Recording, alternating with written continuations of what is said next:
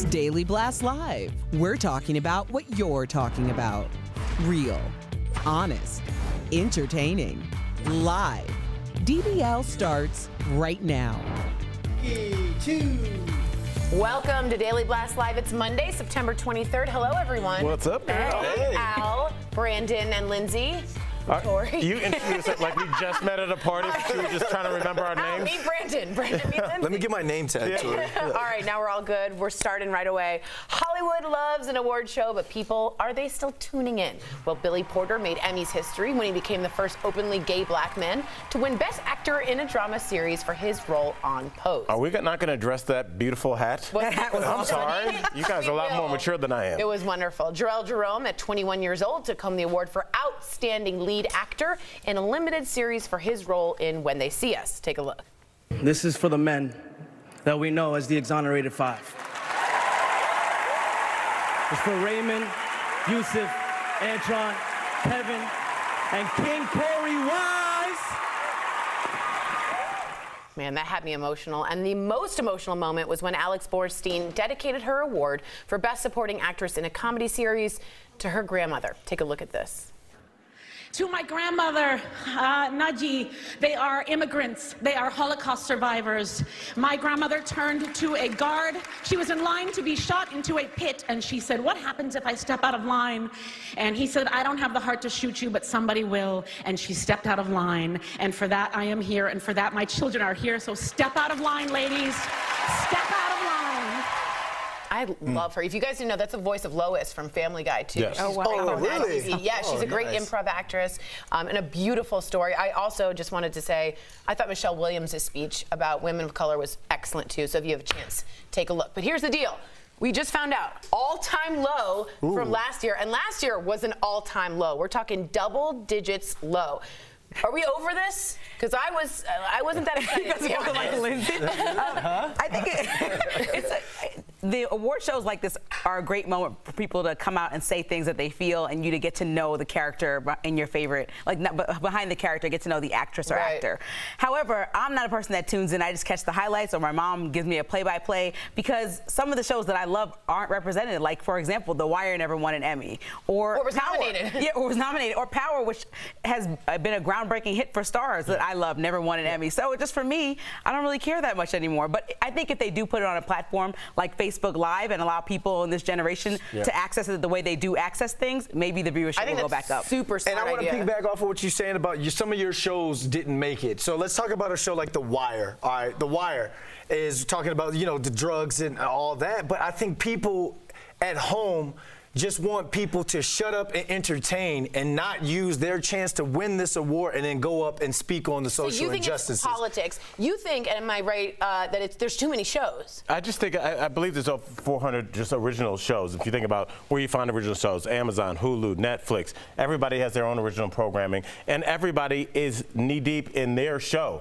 Some people are into The Marvelous Miss Maisel. Some people are into Power. Some people are into watching Vice on HBO or John Oliver. Right. And it's like, so when these shows go up against each other, I mean, think about like a show like Veep. It's about a comedian that's in D.C. and a comedian from D.C. doesn't even watch it. It's true. It's like there's so many Like shows. British Mysteries. Right. You're There's so right. many shows that people are just like, I don't think they have any ownership. Like, I don't know if my show was up against 5 other shows that I would care, because I don't know those shows. So I think that's some of it too. It's just a little apathy. And I think there's too many award shows, first of all. And I also think I don't want to see everyone just congratulate themselves over and over and over again. So that's my. You know the biggest reason? What? Is because the Cleveland Browns played last night and got schmooked. All right, we're going to move on. Sorry, buddy. Sorry, buddy. All right, with her book coming out tomorrow, Demi Moore opens up to Diane Sawyer on Good Morning America about a time when her mother prostituted Demi out. She said she was raped at 15 years old for $500. Watch this. I don't think it was a straightforward transaction, but she still did give him the access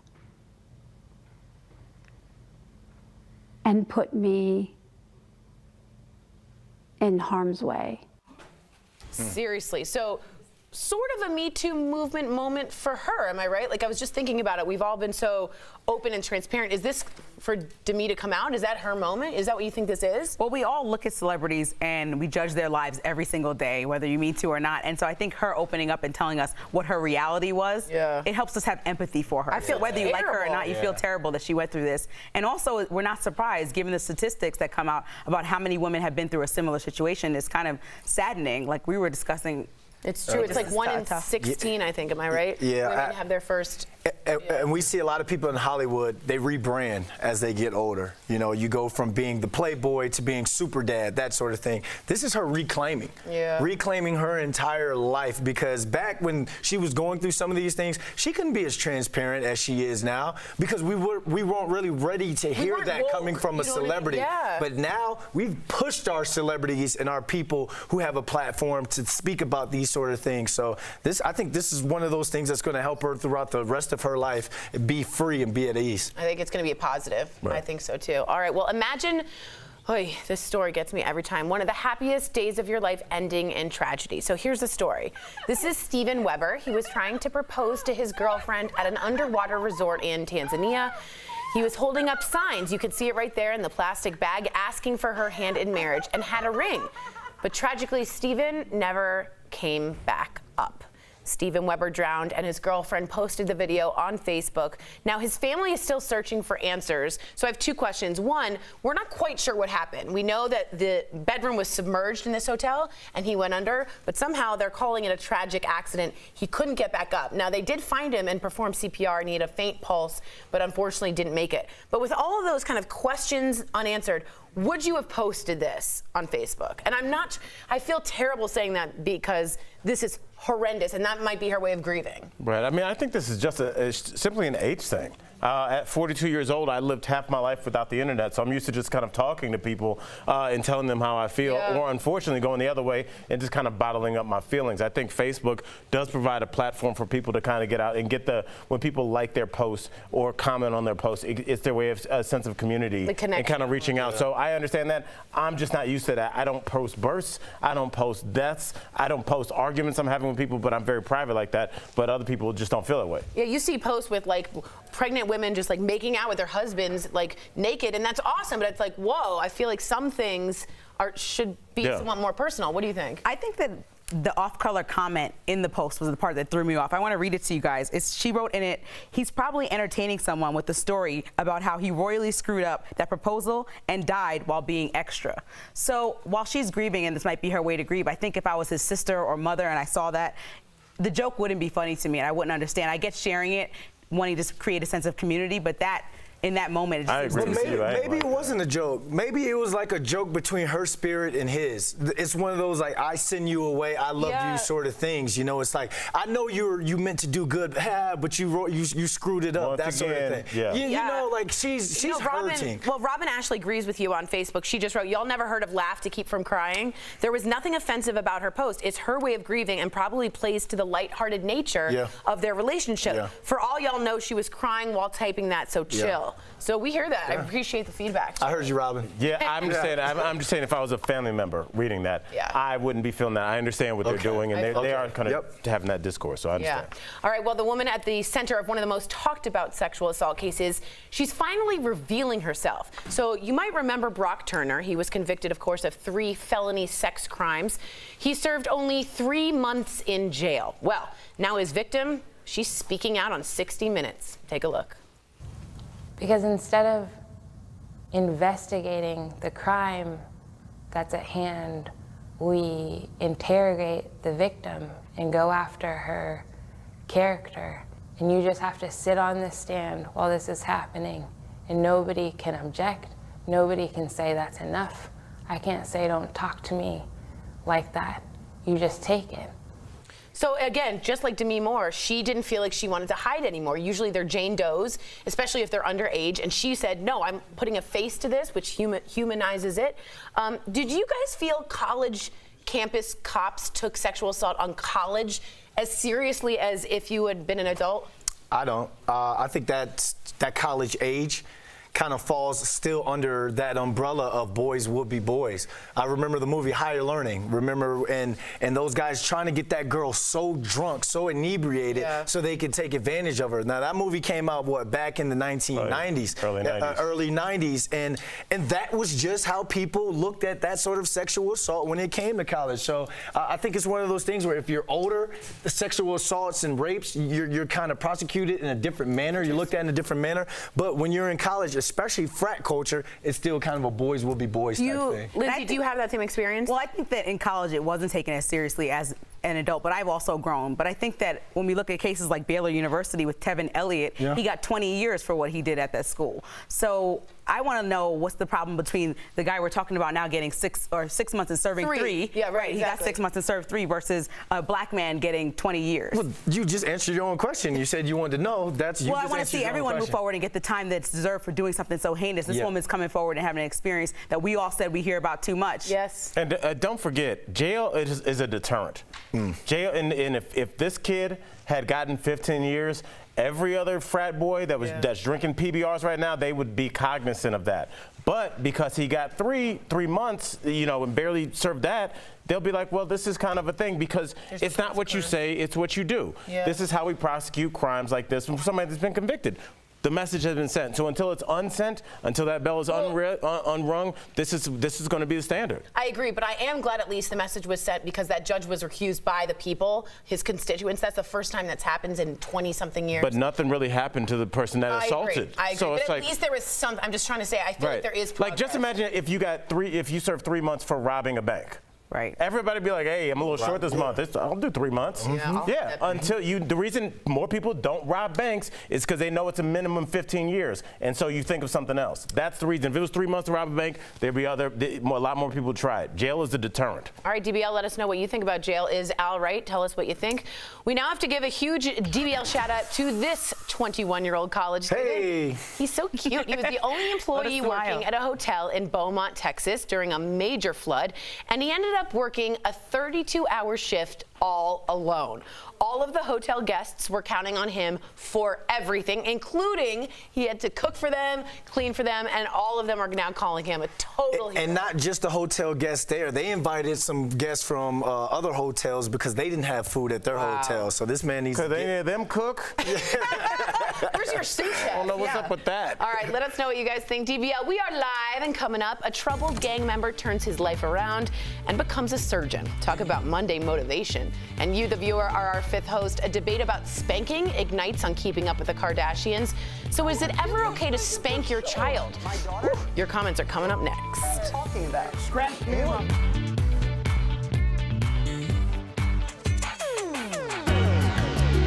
DBL Nation, Kelly Schubert here with the DBL digital team. Hey, Brandon. I'm tracking all the breaking and trending news, but Brandon, he's seeming a little chatty over there. Let's go see what he wants to talk about. Brandon, what's happening up here?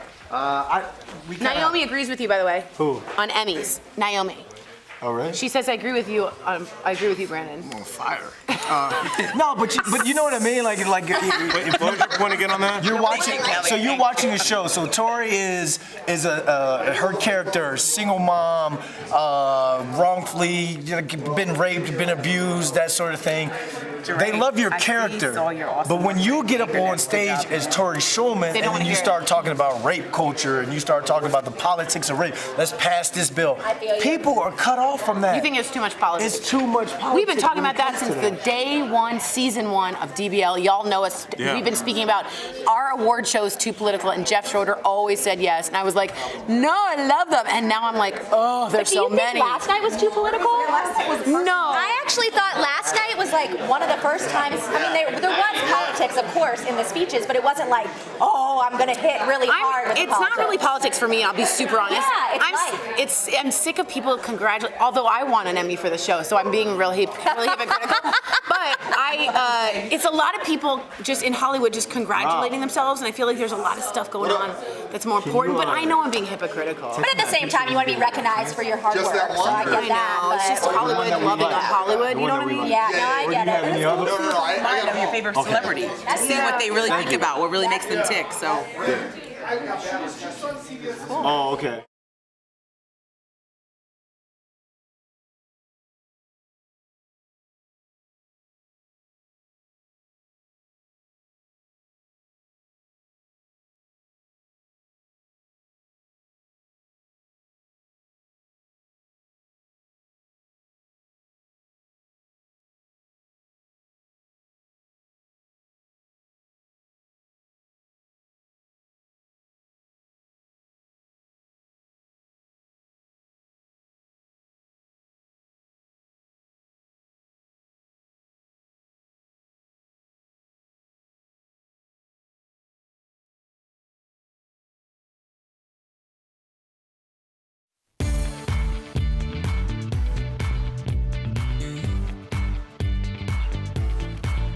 Welcome back to DBL. It's time for Fifth Host when we talk about what you're talking about. Well, Kourtney Kardashian's nanny quit after her 6-year-old Penelope lashed out, scratching her caretaker. And it has sparked a huge debate. So check this out. You would whoop Penelope's if she scratched you? I would give her a spanking for sure. My daughter? What are you talking about? Scratch me in You my would whoop face. my daughter's if she touched a little 6-year-old girl? So, DBL Nation, is it ever okay to spank kids, and is it ever okay to talk about spanking someone else's kids? Let's bring that into the conversation. So John from Facebook says, your children should be weary of going against your rules. It also teaches them to submit to authority regardless of whether or not they agree. So this is tough because I don't think Corey Gamble should be spanking anybody. He's like Chris's boyfriend. So you're not even in the family. Doesn't have kids. Right, but my aunt or my mom, I always got spanked if I got in trouble or I was acting a fool, and it just was what it was, and I grew up just fine. So I'm not against it. I just don't think if you're random, you should be spanking people's kids. Yeah, just remember, Al's the only one who has kids up here, so I can't wait to hear what you have to say. Marley from YouTube says, teach your children how to communicate by using their words. Violence is violence. I don't know, Marley. I don't know if you're for it or against it. I'm not going to spank one of my friends' kids or anything. My nieces and nephews, I think there's levels to it between a spanking, a beating, and a whooping. Totally. Like if my niece scratched me, I give her a little pop. Not too hard, but I give her a little pop. Hey, you don't do that. You don't put your hands on people. And then I would explain to her, like Marley said, using words and how to communicate why what she did was wrong. All right. Rocco from Facebook says spanking your child is not going to damage their self-esteem. Accepting mediocrity and dismissing poor behavior teaches them to indulge in being weak. Wow. Major pain. Yeah. That was serious. Doing some Well said. squat thrust by I'll just say this. I just get very wary about any adult hitting any child in a moment of anger just because of sheer, I always look at numbers, just a sheer size difference. I'm 215 pounds. My youngest son's roughly about 40. That means I'm about 5 times as big as him. And if I'm reaching back and hitting him in anger, it could result in me doing something that I didn't mean to do. Yeah. But once that die is cast, once there's a broken arm, once there's a deep welt, and once there's people investigating why does your kid have a busted lip, I mean, those are tough questions to answer. I think if you just start with your words, how could that lead you wrong? They're going to listen to what you say, not the fact that you can physically dominate them. I don't really see a big deal in that. Interesting. Well, Jackie from Facebook says, I raised 4 kids. Some were spanked, but others were not. Not because some were worse than the others, but because each child is different.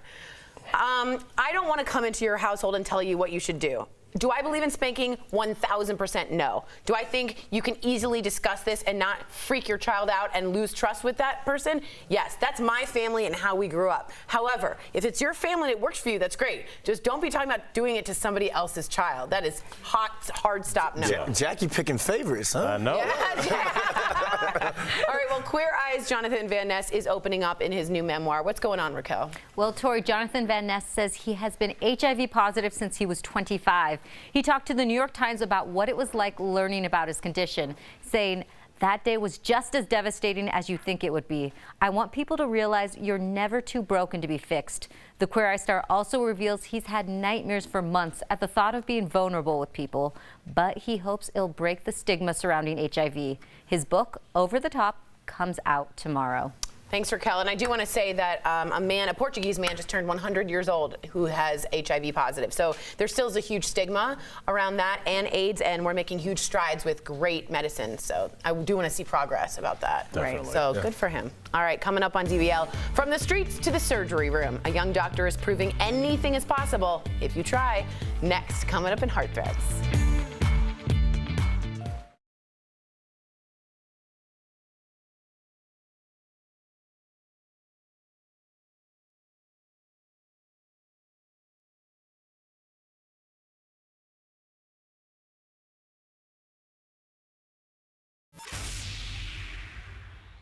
Okay, 3, 2. I love crosswords and cross stitching, but don't dare double cross me. Wait, let me do it again. 3, 2. I love cross stitching and crosswords, but don't you dare double cross me. She's late. Okay, Tori, what were we just doing? We were just doing a promo for Daily Blast Live's reality roundups, and I got to play one of the people, the Real Housewives, and I got to turn, fall, hit my mark. Why'd you fall? Well, because I did fall. everyone's deserving of the comeback they're willing to earn. Have you always wanted to be a housewife? Secretly, yes. Yeah? I mean, look at their lives. They seem so glamorous. I know. And they always go on fun trips. Yeah, they do get to go to really and fun they're always trips. drinking Chardonnay. It doesn't Chard, seem a little rosé. Yeah, it doesn't seem like that. They're always going to wine tastings. I know. Sounds fabulous. I may love animals, but honey, you'll never see me behave like one. I don't like the drama though. No drama. Drama makes my stomach upset. And anxiety, yeah. And it gives me anxiety. She'll never act like an animal. Yeah, and you'll never see me behave like one. Yeah, Lizzie's here too. What are we doing?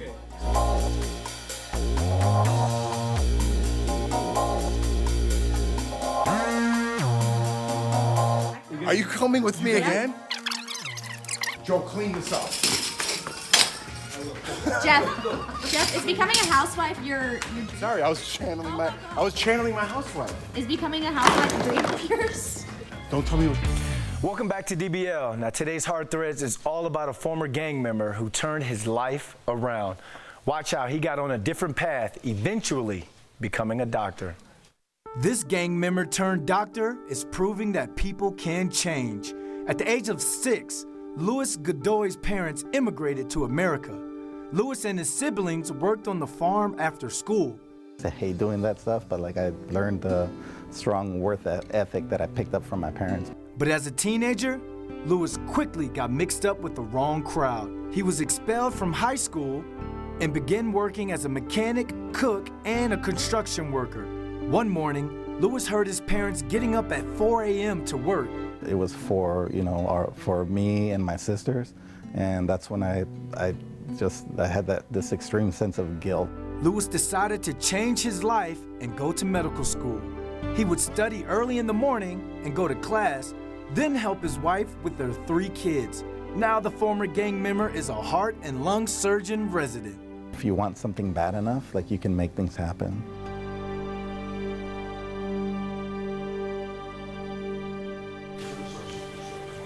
If you want something bad enough, you have to make it happen. Great job, Louis. We'll be right back. Promotional consideration is brought to you by Beauty Blasters, what's up? It's Jeray for the Slay. I've missed you guys so much. I know, y'all miss my face too. I know, the feeling's so mutual, guys. However, I'm back and it's time for some red light tips with your boy Jeray for the Slay. Now, today, it's summer and it's hot out, y'all. It's time to put down that full coverage foundation and pick up a tinted moisturizer. But you don't always have to go out and buy a brand new tinted moisturizer. Sometimes you can make one at home for yourself. So I went ahead and make a little tutorial here, or actually, I'll just show you guys, alrighty? So you're gonna take your full coverage foundation. This one's from Makeup Forever HD. You don't wanna use a stick or anything like that. You simply wanna use something that's a liquid base and not something that's going to be extremely mattifying. So if you're working with a oil control foundation, you might want to go ahead and use something that's going to just be full coverage for normal to dry skin. However, what you can do next, if you have that liquid foundation, is take a little bit of moisturizer. I'm just using Embryolisse. This guy's famous in the makeup artist community, so you guys might want to check it out too. And blend those foundations together. Now, you're going to get a much, much more lightweight consistency that's going to be beautiful for that summer glow without having to have that cakey finish in your skin. All you have to do afterwards is tap a little bit with your fingertips and blend all over that beautiful skin of yours. Now, you might want to do a little bit of powder if you're a little bit more on the oily side, like myself, because that tinted moisturizer will make you look a little extra glossy. And we all love a glow, but we don't like to look greasy, y'all, alrighty? Anyways, guys, I want you guys to try this out at home and let me know how it works for you. You can do this with a Revlon, with a Maybelline, whatever you may. Try it out with MAC too. It'll be looking real cute. And this is a great way, once again, to save some money, honey. So let me know your guys' thoughts on this. Write me at Jeray for the Slay on all social media platforms. I'll see you guys tomorrow.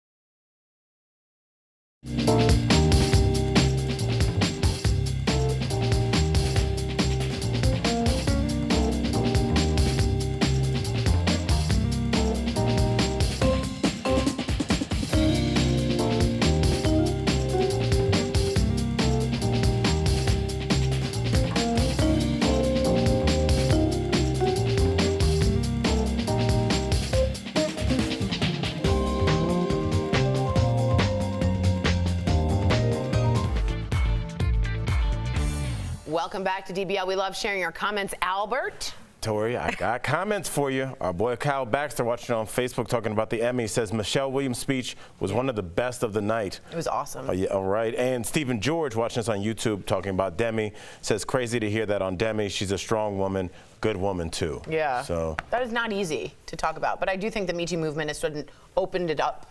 Everyone to being accepted about it. Can you imagine what it's like to just get that out? Yeah. See, that's been wanting to come out for 50 years. That's what I'm saying. It's a rebirth for her. Yeah. She gets to live the rest of her life knowing that she's gotten that off of her chest, off of her heart. That's true, and I always say you don't know who's facing an uphill battle, and it's like, I know this sounds annoying because she's Demi Moore, but you really don't know that someone has had that kind of trauma in their past. Right. You never know by sharing your one story who else you're affecting that's just watching you, idolizing you, thinking that everything's perfect. Yeah, that's a really good point. Yeah. We do leave you with this heartwarming viral video of a service dog named Nala. She took a quick siesta with Donald Duck. Nala and her handler Megan visit Disney World every week, where Nala, quote, loves the rides, and they got a little hug and kiss from Donald Duck. Oh, that's a baby. Makes me want to hug my dog. You took a good jealous. That dog is getting a good nap. I know. Well, be good to each other. We are all facing uphill battles, all right? So we'll see you same time, same place tomorrow. Bye, guys. See you. Hey guys, Kelly Schubert here. So Nala is actually a dog for kids with autism. So that's why they go to Disney World, so they can help the kids with autism. I just love that dog. I love that video. I think it's a really great start to our Monday. The dog in the video, we couldn't show the whole clip, but the dog's just sitting there, and Donald Duck just sits there and pets him. It's so cute. But anyway, I'm here to tell you about our podcast. Jeff Schroeder and I actually do a podcast every week. It's called In the House with Jeff Schroeder and Kelly Schubert. It's about Big Brother. Oh, looky here. You can't stop and look and act like you're interested, Jeff. I thought I heard my name. You did hear your name because we're talking about our wonderful podcast. So, Jeff, I actually got a lot of tweets this week about our podcast. People were loving it. Really? They're really sad it's going to come to an end. A lot of people were asking if we're going to do one this week after the finale. I said, of course. Yeah, we'll do one after the finale. Of course. But after that, it'll probably come to a wrap until Celebrity Big Brother starts again in the winter. February, right?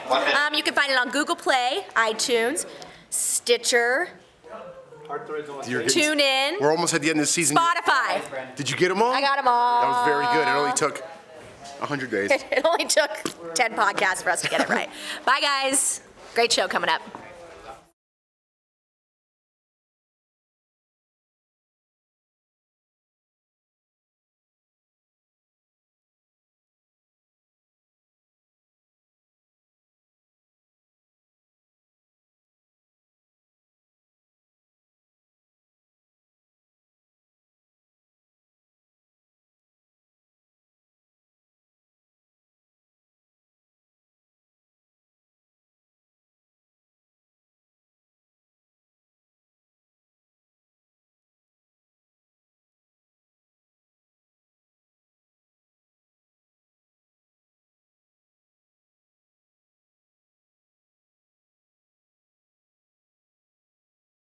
What we're talking about today on Daily Blast Live.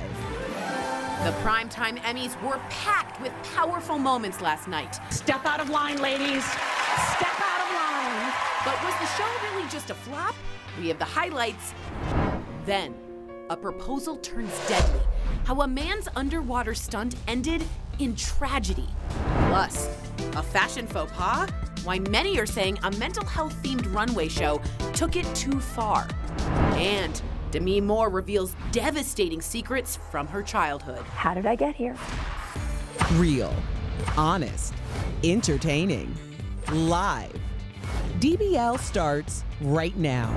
3, 2. Welcome to DBL. It is Monday, September 23rd. I'm here with Erica, Jeff, Al. I am Sam. Let's get right to it.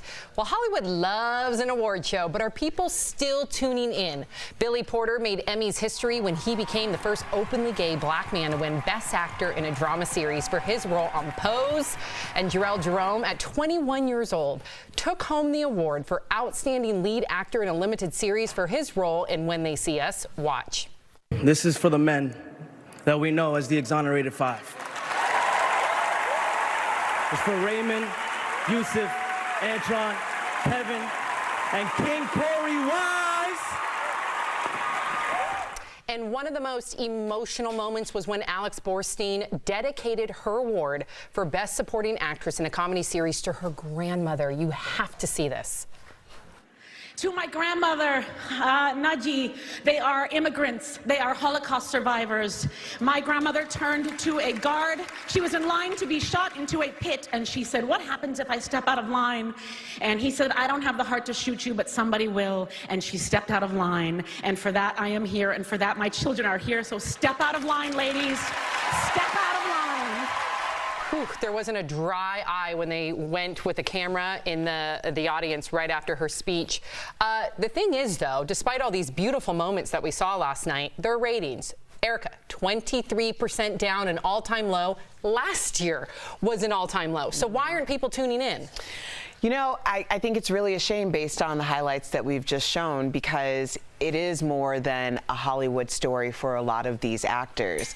But we have a celebrity fatigue right now, because there is a situation where people were used to celebrities going to them for what their talent was, and now we get them all the time. And I think that now, if you're asking, let's celebrate with us, middle America may not be so willing to do that, and that's just the reality of the situation. Never thought about that. Yeah, I don't think anyone cares. I think it is accessibility because of the internet. Yes. You used to tune into these shows and be like, I want to see what Robert De Niro looks like. I want to see what my favorite actor looks like. Now you just go online and you see them every day. So kind of the glitz and glamour has gone away, and they just kind of regurgitate this stuff. Like Game of Thrones won everything. Listen, I'm a huge Game of Thrones fan, but this last season wasn't the best. You couldn't even see it half the time. There's water bottles in scenes. No, for real. Yeah, no. Starbucks in scenes. That's an Emmy? That's what an Emmy is, just because of their name? And Jeff, I actually thought about you when I was thinking about like my perspective on this. You always say, like, at the end of the day, when the boys are put to sleep, you and your wife finally get in bed, you guys have enough energy to watch one show. At the beginning, the first half of 2019, there were 320 original shows out there. Jeez. So you're really into the Marvelous Miss Maisel, and you're really what you Maisel. Johnny Maisel. Yeah, Johnny Maisel. He was a bust for the Browns too. Yeah, and so there's so many shows that, like, in all these shows that you're so immersed in, somebody's never heard of. So I think a lot of times when you watch these award shows, you're like, I want to see them beat this show. But now you don't know the other shows it's competing against, so you're like, well, how am I going to watch? Yeah, it's true, and the numbers reflect it. But if you disagree, DBL Nation, chime in. We love to hear from you. Well, imagine one of the happiest days of your life ending in tragedy. That's what happened to this man, Steven Weber. He was trying to propose to his girlfriend at an underwater resort. He was holding up signs asking for her hand in marriage and had a ring, but tragically, he never came back up. Steven Weber drowned, and his girlfriend posted this video on Facebook. His family is still searching for answers. Can you imagine? One of the most tragic stories I've heard in a long time, and now you go on social media, Erica, and people are saying that she should not have posted that video. What would you say to that? I think the way to get eyeballs and to get someone to do something about it is to try to make it a viral moment. Because she's had no answers. Right. I mean, the reality of the situation is if you go to another country, you're under a different jurisdiction. There are different rules that apply there. If you've ever been injured in a different country, As you have? I have. So yeah, it's very clear that it's a whole nother ballgame. So if they really want answers for this young man who's lost his life, that's probably going to be her most effective way of doing that. I actually thought her post was beautiful. I know a lot of people are picking it apart right now, Jeff, but you know what? She's trying to, I'm sure, number one, she wants people to chime in and give her the support that she needs to hear right now. Like, that's what social media is nowadays, is people do, I mean, especially because I'm sure her family's on there, her friends are on there, her extended family, but she also had a part in there where she said, he never got to hear me say yes. I'm saying it from the rooftop right now. Yes, yes, yes. Yeah. So it's her way of answering his proposal. You know, listen, I wouldn't have posted it, but I wouldn't give someone else, I can't use words that I usually use, but, for posting it themselves. Maybe this is the way she's grieving. Maybe this is how she handles it. Maybe she wants to see the last moments of the way she saw her husband. I don't know. I wouldn't post it, but I can't speak for her. I don't know what she's doing. But this just goes to the Instagram thing, everyone trying to outdo each other and trying to get bigger and better. And this wasn't even that crazy. He just went underwater and, you know, mistakes happen. But no answers, though. I would want to know answers. Because if that was my fiance, I would want to know what happened. I know that they tried to resuscitate him. I know he had a faint pulse. What happened? You're the underwater resort. Yeah, I'm just saying, like, again, regulations are something that people complain about until things like this happen. I've filmed TV shows in other parts of the world where we are in, I've told you the story, in alligator-infested waters with no life vests on. And I was like, should the crew have life vests on? And the guy goes, I don't know. Wow. Like, I mean, yeah, alligator-infested waters? Yes, I'll show you the clip. Is that when you drop the alligator? Yes, that was it, yeah. So I had a baby alligator and I dropped it because it was going to bite me. Yeah, so I mean, and again, that alligator's mouth was not taped shut, as it should have been, because places are different. So when you start doing things like this, you have to really be cognizant when you're on vacation of making sure that you're going to the safest place possible, because sometimes they just kind of put you out there like, oh, you'll be fine. You know, you might not be. Absolutely. The woman at the center of one of the most talked about sexual assault cases is finally revealing herself. You might remember Brock Turner. He was convicted of 3 felony sex crimes, but only served 3 months in jail, 90 days. Well, now his victim is talking about her experience on 60 Minutes. Watch. Because instead of investigating the crime that's at hand, we interrogate the victim and go after her character. And you just have to sit on this stand while this is happening, and nobody can object. Nobody can say that's enough. I can't say don't talk to me like that. You just take it. Wow. And Erica, her new memoir is called Know My Name. She was sick and tired of having to be invisible, like she's shamed, like she's embarrassed. And so her name is Chanel Miller, know her name. And she also said rape is not a punishment for getting drunk, but she felt like that she somehow deserved it. Oh, no. Felt like, or somehow, no, that's what the narrative told her, because that's what we tell everybody. Oh, well, you had too much to drink. You shouldn't have been so irresponsible. It's like, you know what? People make mistakes, and the idea that that women are seen as having to take more care, and I do believe, yes, we should all be responsible for ourselves, but this was a college student who was doing what other college students were doing, and her number got pulled. That's how I felt. It's not, we have to be really careful about how much responsibility we are putting on victims, even if we're like just slightly implying something, because that slight implication is nothing compared to the amount of trauma that victims are putting on themselves on a daily basis. There's not a day that's gone by that she hasn't woken up and thought about, I shouldn't have done that, or punished herself for doing it. And she's probably still punishing herself in a lot of ways that she probably doesn't even know right now. So the idea that victims don't know what I could have possibly have done better is really ridiculous, and it's the only violation where we treat people like this. So it's either we don't care about victims, we don't care about women, or we don't care about sexual assault, because it makes us have to take a look in the mirror of who is doing this and why they feel so emboldened to do it. Well said. Wow. All right, chime in, DBL Nation. We do want to hear from you on this one. In fact, she said that the messages from other survivors is what's helping her heal. So if anybody wants to chime in and offer support, we would love to read your comments. Well, a lot of people are talking about a certain cop in Florida. He arrested this 6-year-old girl at school for misbehaving on misdemeanor charges. Here's what the girl's grandma said about it. No 6-year-old child should be able to tell somebody that they had handcuffs on them and they were riding in the back of a police car. The officer has been suspended, but what would you do if your grandchild, or if one of your 3 kids, Al, was arrested at 6 years old? There's no words. I mean, think about like the long-term damage. This girl will never forget this, just being humiliated. I'm sure she was scared beyond her wits. I mean, this is just a suspension. It's like, well, what do you get? What would it take to be fired?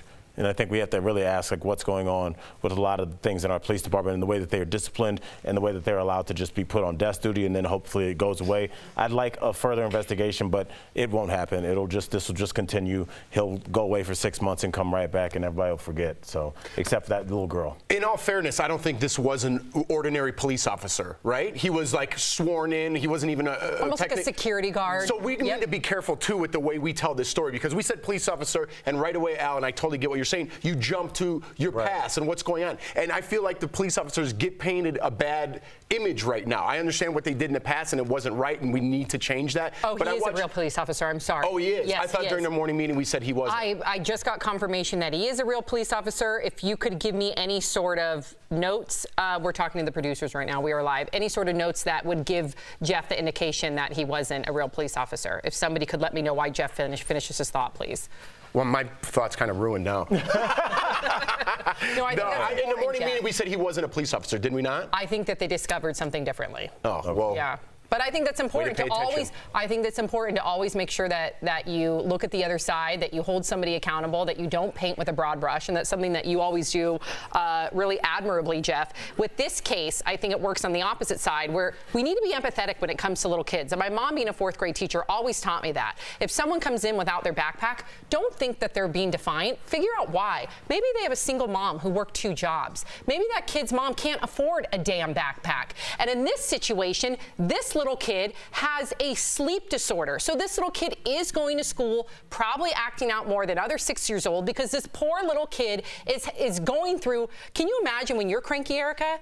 So we always have to be empathetic. Yeah, but you know, this is Al had a story about one of his former students and the reason why he was acting out, and it turned out. Yeah, that he had lost his father. Right, in a very traumatic way, as if losing his father wasn't traumatic enough. Yes, in the most traumatic way. And so, like, again, we don't know what these kids are bringing into your classroom every day. And to just treat it, to treat everything as just like a problem that needs to be squashed out. This is what happens, rather than somebody just taking that little girl's hand and asked her, what's going on at home? How can I help? And that's what 6-year-olds do. Yeah, that's what, when 6-year-olds act out, believe me, it's because of something is going on bigger at home. So come on, be compassionate. DBL's Live coming up. Demi Moore's shocking revelation. She says her mom made her do the unthinkable when she was just 15 years old. Plus, a troubled gang member turns his life around and becomes a surgeon. Talk about Monday motivation. And you, the viewer, are our 5th host. A debate about spanking ignites on Keeping Up with the Kardashians. So is it ever okay to spank your child? Your comments coming up next.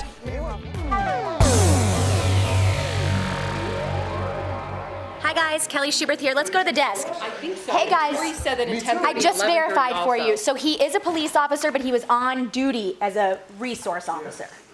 So he was technically a police officer? Yes. Okay. But he was on duty at the time as a resource officer. So he is a police officer though, so that's important. Well, I was just trying to take the other side because there was no other side. Yeah, and it wasn't right to do, you know what I mean? Of course it's not right to get a 6-year-old. I was trying to take the police officer's side because he wasn't a police officer, but... Because there's different training. Kind of blew There up in my is. face. You're absolutely right. A security guard's going to undergo different training than a police officer. Not to say that police officers can't have lapse in judgments or not be fully prepared or not be empathetic, but I think Jeff's point was well taken, and it's always important to try and delve in and see what that other side is. But to think that, go ahead. Well, no, even if he was a police officer who was acting as like public safety or something in the school, like I had an incident when I was in high school where I was jumped, and there still was another hoop that they had to go through in order to arrest them. And when they finally got arrested, they were charged with assault. What do you mean the hoop? Like, what was the Like, because they couldn't take them into custody, so we had a police on the scene, but they had to call another police officer to come in and actually take them into custody. So the idea that some police officer who's acting as a public safety person could just take a 6-year-old into custody. Mugshot taken, fingerprint. This is somebody that has a bias. This is somebody that is. She's a little girl. She's a little girl. Oh my Like, who God. else was in there? She had to stand in front of the thing and get her mugshot taken. And this wasn't the only little girl. This guy's done this to an 8-year-old too. So there's a pattern of behavior. The fact that he got away with it after doing this to an 8-year-old is absolutely I would abhorrent. have a lot of questions about why he's bringing little girls with him in cars. That's my first question. Yep.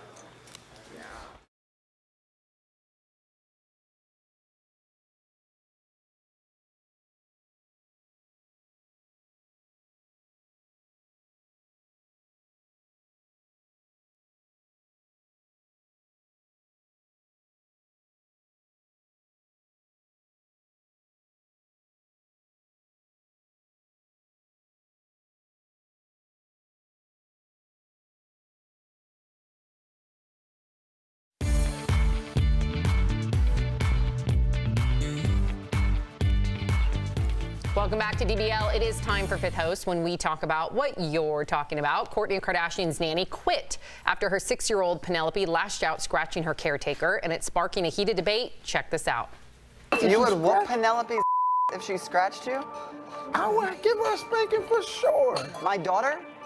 What are you talking about? Scratch me You in my would whoop face. my daughter's if she touched a little 6-year-old girl?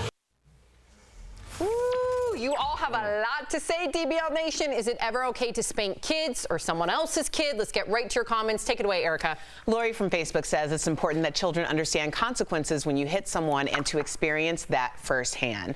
Lori, I think that it should be up to the discretion of the parent, if they have our sound mind, to make the decision of how they want to discipline their children. I'm not for beating children. However, I grew up in a household where spankings were a thing, and I don't see anything wrong with it as long as it doesn't go into child abuse, which I know a lot of people feel like it is. The big issue I have with this clip is the idea of someone else who's not even a member of the family saying that he would have done that. And I think that that's where I'm the most outraged about. Candace from Facebook says, research gives us very clear results. Kids who are spanked are less emotionally healthy than kids who aren't. Plus, kids who are spanked behave worse over time. Candace, I don't know if that's correct or not. I don't know. I'm going to have to take your word for it on this one. She said research, Jeff. I guess so. I don't know. I haven't looked at the research, so I don't know if that's correct or not. But here's the thing. Let's take away...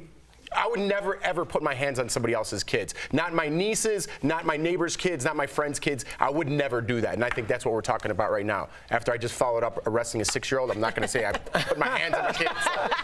Interesting Monday for Jeff. It's all coming out.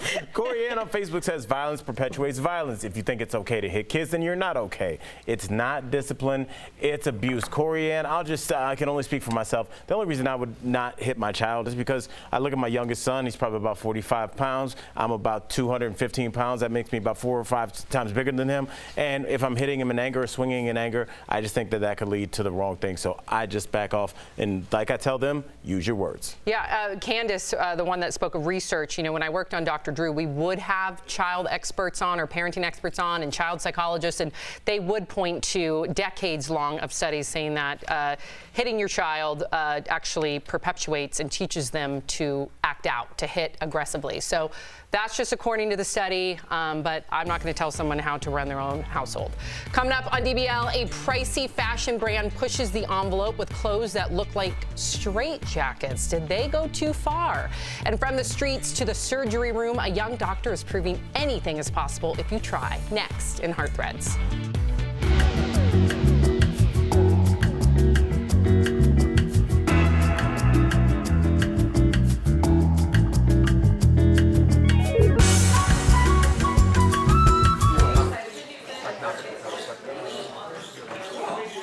No, Fifth Host, because it's Fifth Host, right?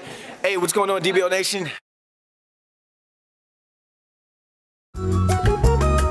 Got off to a rough start, slow start this morning in the morning meetings, but let's stay with the Fifth Host. Let's continue to talk about this, keep this conversation flowing. Is it okay to give a spanking or beating or put your hands on someone else's child? Let's go. Jules Thompson from Facebook says, keyword, your kids. Corey has no kids, never raised any, so he should shut up. Pat D on Facebook says, a swat on the backside is the lesson. Timeout does not work. Barb on Facebook says, I spank my children when they're young. One time I spanked my neighbor's children because they were misbehaving in my house. My house, my rules. So, you're hearing different points of views when it comes to this. Let's keep it within the Corey and the Kardashian situation. The little girl, 6 years old, scratched the nanny. It sounds like Lord Disick, as he calls himself, Scott Disick, whatever. I don't care about that guy. It sounds like they've told this kid before. That kid's been in timeout before. This kid has done this before, and the kid probably still scratched the nanny. So, like we said, kind of like Erica said, and different other people have wrote in and said, I think there's levels when it comes to a swat on the behind, which is I call agree. a little spanking. A little there's spanking, a whooping, yeah, a which is a whooping. little bit more, and then there's a beating, and a beating is just too much. Yeah, I totally agree with you. DBL Nation, let us know what you think. Please write us in. Bye-bye. Welcome back to DBL. Now, today's Hard Threads is all about a former gang member who turned his life around. Watch how he got on a different path, eventually becoming a doctor. This gang member turned doctor is proving that people can change. At the age of 6, Louis Godoy's parents immigrated to America. Louis and his siblings worked on the farm after school. I hate doing that stuff, but like I learned the strong work ethic that I picked up from my parents. But as a teenager, Louis quickly got mixed up with the wrong crowd. He was expelled from high school and began working as a mechanic, cook, and a construction worker. One morning, Louis heard his parents getting up at 4 a.m. to work. It was for, for me and my sisters, and that's when I had this extreme sense of guilt. Louis decided to change his life and go to medical school. He would study early in the morning and go to class, then help his wife with their 3 kids. Now the former gang member is a heart and lung surgeon resident. If you want something bad enough, like you can make things happen.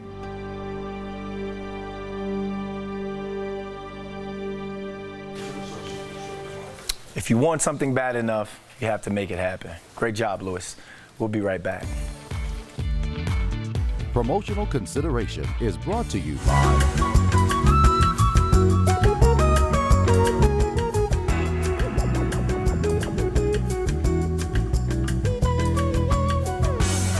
Back, ladies and gentlemen, once again, happy Monday. This is something we're trying out here. We're going to give you guys a look into what's going on in sports lifestyle, what's some of the hot topics that's going around right now. As we've been talking about, everyone's been talking about, I'm sure you've heard about it, Antonio Brown and the recent updates and news of what's going on with not only his case, what's going on in his life, that sort of thing. So I'm sure you saw over the weekend, people were talking about how he was released by the New England Patriots because of what was called threatening text messages to some of the people of his team, not team in terms of football, but legal counsel, some of his friends. There was a group chat going on, urging them to look into the life of the second accuser. Now, we don't know the name of the second accuser just yet. It hasn't been released. But her lawyer has sent over a thing of texts that he sent to the NFL. They sent it over to the NFL, and he's even put up, and it's redacted here, he sent pictures of her kids, and that was taken as sort of something, threatening. He was threatening a witness. He's threatening the victim in this sense. So since then, him being released, AB, Antonio Brown, went on a series of Twitter rants Sunday morning, calling out Robert Kraft, the Patriots owner. He was saying that different strokes for different folks. Robert Kraft, as you know, was arrested during that prostitution ring down in Florida.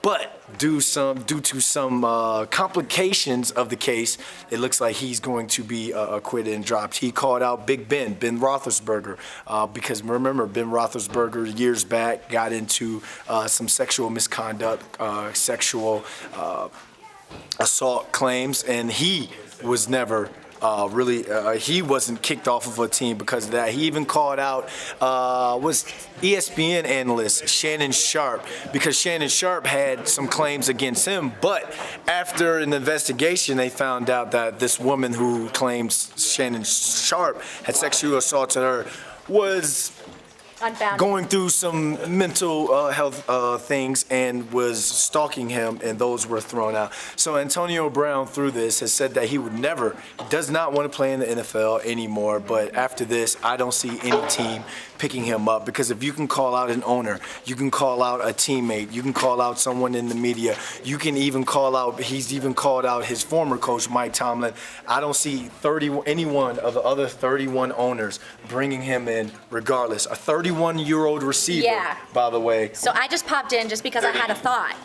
Do you think him saying, I'm never playing in the NFL again, do you think that could mean he's guilty?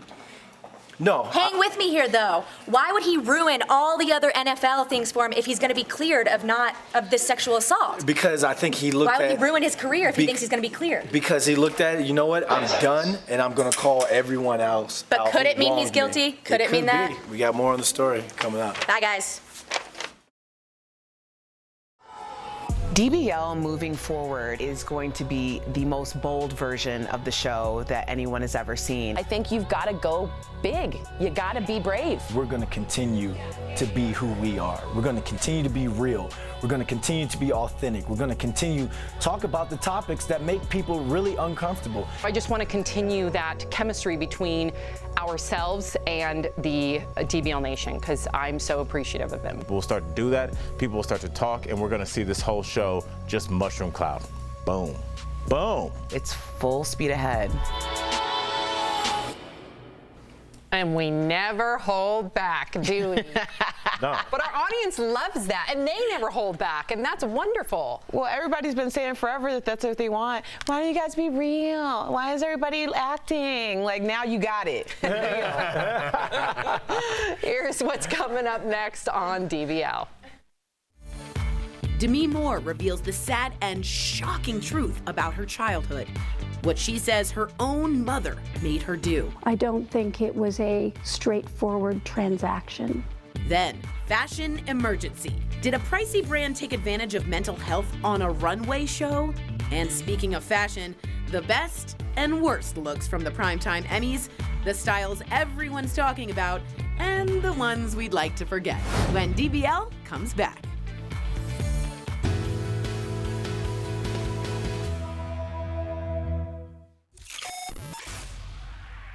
Beauty Blasters, what's up? It's Jeray for the Slay. I've missed you guys so much. I know, y'all miss my face too. I know, the feeling's so mutual, guys. However, I'm back and it's time for some red light tips with your boy Jeray for the Slay. Now, today, it's summer and it's hot out, y'all. It's time to put down that full coverage foundation and pick up a tinted moisturizer.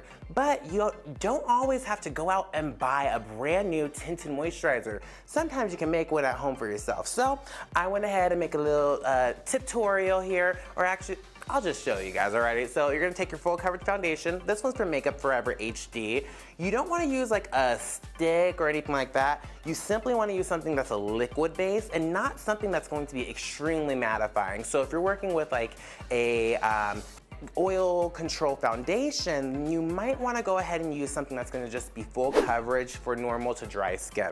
However, what you can do next, if you have that liquid foundation, is take a little bit of moisturizer. I'm just using Embryolisse. This guy's famous in the makeup artist community, so you guys might want to check it out too.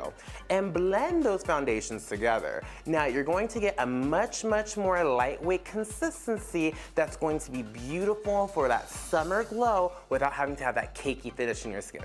All you have to do afterwards is tap a little bit with your fingertips and blend all over that beautiful skin of yours. Now, you might want to do a little bit of powder if you're a little bit more on the oily side, like myself, because that tinted moisturizer will make you look a little extra glossy. And we all love a glow, but we don't like to look greasy, y'all, alrighty? Anyways, guys, I want you guys to try this out at home and let me know how it works for you.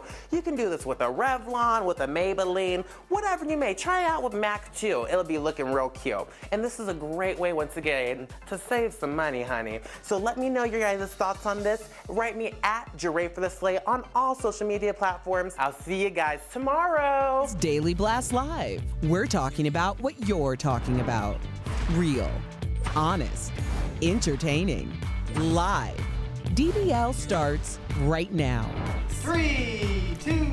Welcome to DBL. We are live, so let's get started. Well, with her book coming out tomorrow, Demi Moore opens up to Diane Sawyer on Good Morning America about a time when her mother prostituted her out. She was raped at 15 years old for $500. Watch. I don't think it was a straightforward transaction, but she still did give him the access and put me in harm's way. Wow, tragic story. She then says that kind of set things for her, Erica, where she dropped out of school. And then she even looks at her relationship with Bruce Willis. She stopped talking to him. Her 3 kids she stopped talking to. And then she's hoping this book, and she's reconciled since then, but she's hoping this book gives her a new lease on life, that she finds her truth again. But do you think that moment when she was a little girl kind of cultivated all the dominoes falling? Of course. I mean, how could it not? And I'm honestly, I think it's so, my heart hurts for her, or for that little girl, because I do think that the reason why she's so transparent about her life is because she's been able to release it, she's surrendered it, and so she's in a different place. But I think of Indecent Proposal. Yeah. That role, like a lot of times you watch actors and actresses and they're really putting something into the role, and you realize that it's not a far departure from their lives in some way. None of this surprises me, but I'm glad that she's at a place where she can share it and testimony teach. What's left in the book? I mean, we've been talking about this all week. She had the threesomes with Ashton Kutcher. She talked about her miscarriage, her relationship with Bruce Willis. Her mom, now this at 15 years old. It's like, what's left in that book that she hasn't already talked about? I wonder. I have to think that it feels good to get this up and out. You know, she also said she's doing it to help others. She's hoping that her story will give peace to others, because she wished that she had heard somebody in the limelight talk about their struggles the way that I guess she never did hear that. Right. I mean, how many people throughout her life, throughout her career, have looked at Demi Moore and saying, if I could just be her, she has it all. If I could just walk in her shoes for one day, not knowing that she's been carrying this every single day. I mean, I can't imagine. Yeah. So I'm sure it's very cathartic for her to get it out, but you know, it's still tragic it happened to her. Heartbreaking, absolutely heartbreaking. Environmental activist Greta Thunberg isn't holding back anything at the UN. Raquel, fill us in on what's happening. Well, Sam, Greta is chastising world leaders at the UN Climate Summit right now in New York in a passionate speech. I should be back in school on the other side of the ocean. Yet you all come to us young people for hope. How dare you? You have stolen my dreams and my childhood with your empty words, and yet I'm one of the lucky ones. The 16-year-old activist told leaders at the summit the younger generation won't let them get away with this. Because they have nothing to lose. You know, I mean, none of us do, but you look at, first of all, at 16 years old, whatever is possessing her is absolutely, and I say that with the utmost respect. I mean, this young girl has more fight in her than people 3 times her age that also call themselves activists. Yeah, you put people in a corner and you don't have anything to lose, and then you are shocked when they come at you with such vigor. It's like, of course. Why? I mean, at that point, what is there left? So I think that she is obviously she's such a great model for the future, but just for us to not be so like okay with the way that things are. I just hope people listen to her. Yeah, and I want to point out too, I don't know if we talked about her last week, she does have a form of Asperger's, so she comes off the way she's talking, you know what I mean? Like an older woman, like an older soul. So I do want to point that out in case people at home are like, who's this little girl talking like that? So she does have a form of that, but her agenda is right up. Yep, Right. And she calls her Asperger's her superpower, and I would say 1,000% it is. I worked with a kid for a whole TV series that had it, and it's so honest that it's startling, because we all walk around in a whole world of nonsense. Filter. There's another word that I want to use there. We all kind of, oh, good to see you today. If he's not happy, he wouldn't, my kid Jordan wouldn't say that. And so the honest words and the direct talk that she's saying, we resent you because you've taken our childhood away. At 16 years old, was Erica thinking about climate change? Was Jeff thinking about climate change in the backyard throwing the football around? No. But they have to, because it's almost like if somebody's gonna give you your grandfather's house and you look and you're like, you're not keeping this up, you're not painting, you're not doing it. It'll be like, oh, it'll be fine. There's no such thing. And you see this house that you're about to live in falling apart, you would be angry about that. And they have a right to be angry. And they have a right to be angry about the school shooting, because they go to school. We don't do that anymore. We sit here and pontificate, but we don't live that every day. And they are going to have to. So they're going to live in a world where a Miami might not exist. A Bahamas might not exist. A New York City might be half underwater. Venice might be gone. And they'll still be climate change deniers. So I understand her anger. Well said. I do too. Queer Eye's Jonathan Van Ness has been HIV positive since he was 25. He shared his status with the New York Times, saying that day was just as devastating as you would think it would be. I want people to realize you're never too broken to be fixed. Eric, would you say there's still a stigma when it comes to people with HIV? Well, of course, because there's also entire population who believes that HIV is a punishment, which hasn't gone away since the AIDS epidemics in the 80s. My piano teacher for the first 6-7 years of my life was HIV positive, and I unfortunately lost him. I was very young, and I remember thinking that at the time it was considered a death sentence. It was in the 80s. Fast forward to now, I have plenty of people who I know who have HIV and are living very, very productive and healthy lives. So it's not the death sentence that it used to be, but we haven't taken the stigma out of it. I think Jonathan opening it up definitely helps, because a lot of people listen to him. A lot of people see him as a healthy, able individual, and for him to open up and say, yeah, I'm HIV positive is, in my opinion, is a wonderful statement. I think the stigma's gone a little bit. I remember when Magic Johnson got AIDS. I still remember that. Remember that press conference? I remember where I was. I remember too. I was in the kitchen looking at the TV in the living room. You thought and it was a death sentence. I'm like, Magic Johnson, I can't believe Magic Johnson's going to die. You know, you know, when you're a young kid, you look up those guys as like your idols. And just like as the years went on, I'm like, Magic Johnson is still playing basketball? He comes on TV, I'm like, Magic Johnson looks like that. So I think maybe for me, maybe growing up the way I did with Magic Johnson, that stigma kind of goes away. And now you think of AIDS, it's like, oh yeah, you could survive. You take this medication. I'm sure it's still a struggle, but that stigma's gone. At least for me, it is. Good to hear. Yeah, definitely. Well said. Fashion house Gucci is under fire for using straitjackets on the runway. A model protested by holding her hands up with writing that says mental health is not fashion. All right, so Al, do you think that Gucci went too far considering these outfits, or do you think that she is standing up for what's right? This is also someone that, by the way, has come forward saying the model has gone through many mental health issues. I mean, you know, I have to stick with what I've said. I mean, this is art, and art is going to offend some people. This is not what I consider fashion, but we can't live, especially through art, on what I consider to be acceptable and what's not. I don't care for this. I've dealt with mental health with people that I love for a long time, so I take it very seriously. But I also do take art's ability to push the limits and push the envelopes and push the boundaries, even when it's uncomfortable. So I have to walk the walk in this case and give them the latitude to do that. I didn't care for it though. I can also say that I agree with you, but then you can also have the opinion. When I watched it, when I first heard of it, I didn't know what I would feel. And then when I watched how the models were paraded down on a conveyor belt and they're in legit straitjackets, I felt it was tone deaf. I felt in 2019 to have them in a conveyor belt like they're objects, to be strapped in. I mean, first of all, it doesn't look like anything anybody would wear. It doesn't look like wearable fashion at all. But I felt it just came off to me like antiquated, like something that you would see maybe in the 90s where we didn't really talk a lot about mental health stuff. So I felt like it was toned up, me personally. But you know who rose to the occasion? The person who was most affected by it, because she's the one who has gone through mental health issues. Yep. She's the one that's representing, and as opposed to saying, no, I'm not going to do this, she took this as her moment, which no one knew who this woman was. Bold. Like, the idea that she was able to make that statement probably changed her life in a lot of ways too. So good for her. Yeah, I agree. I think she'll be like a poster child now when it comes to mental health. I bet a lot of organizations will start to collaborate with her.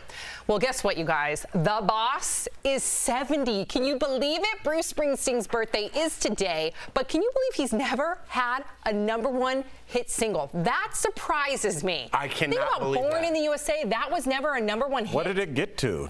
I know, yeah. like number 10? I mean, come on. That's pretty crazy to me. How much good music was back then? It was like there was a lot of good music back then. The boss? Yeah, I'm shocked by that. Genuinely shocked. Yeah. All right, favorite Bruce song? I don't know, you put me on the spot. Born in the USA. There we go. There's better ones. Yeah. There's way better ones. There's way better ones. It's amazing. I just thought he would know.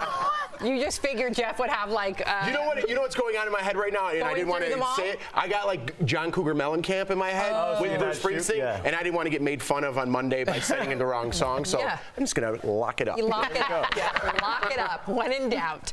Coming up on DBL, the surprising benefits of making out. You won't believe how kissing can really boost your health. Okay, and we're looking back at the best and worst looks from the Emmys. Will you agree with our picks? That is next.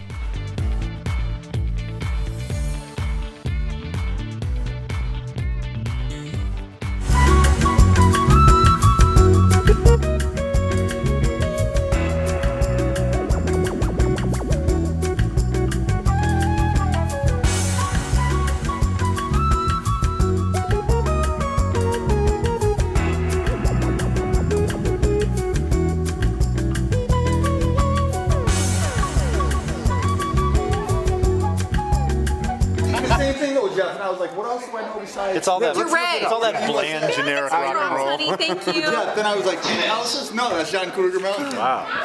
I can't believe that he. Very good shows. Yeah, really good shows. A lot of ping-ponging, which is great. I definitely think it does have to do with like. Don't have to interject unless I need to. Like It's depending good. on just like sometimes Really when you good. have a great song, but sometimes it's just going up against like somebody had a couple singles out when Old Town Road was out that they would have been #1, but they ran into a juggernaut like Old Town Road. So maybe I'm looking up something. Maybe when Born in the USA came out, maybe there was like another smash. I wonder what Springsteen's like highest Biggest charting one, song. yeah. That was later. Interesting to My find Hometown, out. that's a Let me good look. one. I'll look Yeah. and surprise you guys, so nobody else look. Yeah, When I'm his really. classics came out, he was more of an album rocker. Right, yeah. Born to Run, that's a good one. Yeah. I'm really. Yeah, I love that song. Then he had like some 80s hits, like Yeah. Handsome in the Dark. Yeah. But see, in the '80s, you probably are running into Michael, Prince, like those Madonna. They're jamming up a lot of the #1 spots. It's just like those Bulls teams of the '90s, like all the teams that would have won titles, but Michael Jordan and them are there. You know. Did you watch 30 the 30 for 30 with Rodman? It was so good. I got through half of it, and I was leaving. I was leaving the gym, and I'm like, I just want to keep working out. Yeah, you got to watch the whole Because thing. because we were in Chicago during that. I remember going like to Crowbar and waiting, no joke, till like 3 in the morning. Till like Rodman's coming. I'm like, where, dude? And it's like just crazy in there. Remember Crowbar? Rodman, they block it all off for Rodman, and I remember just being there till all hours of the night. When he was first on the Bulls? Yeah, he'd come You're there not all the that much time. old. You're 3 years older? Yeah.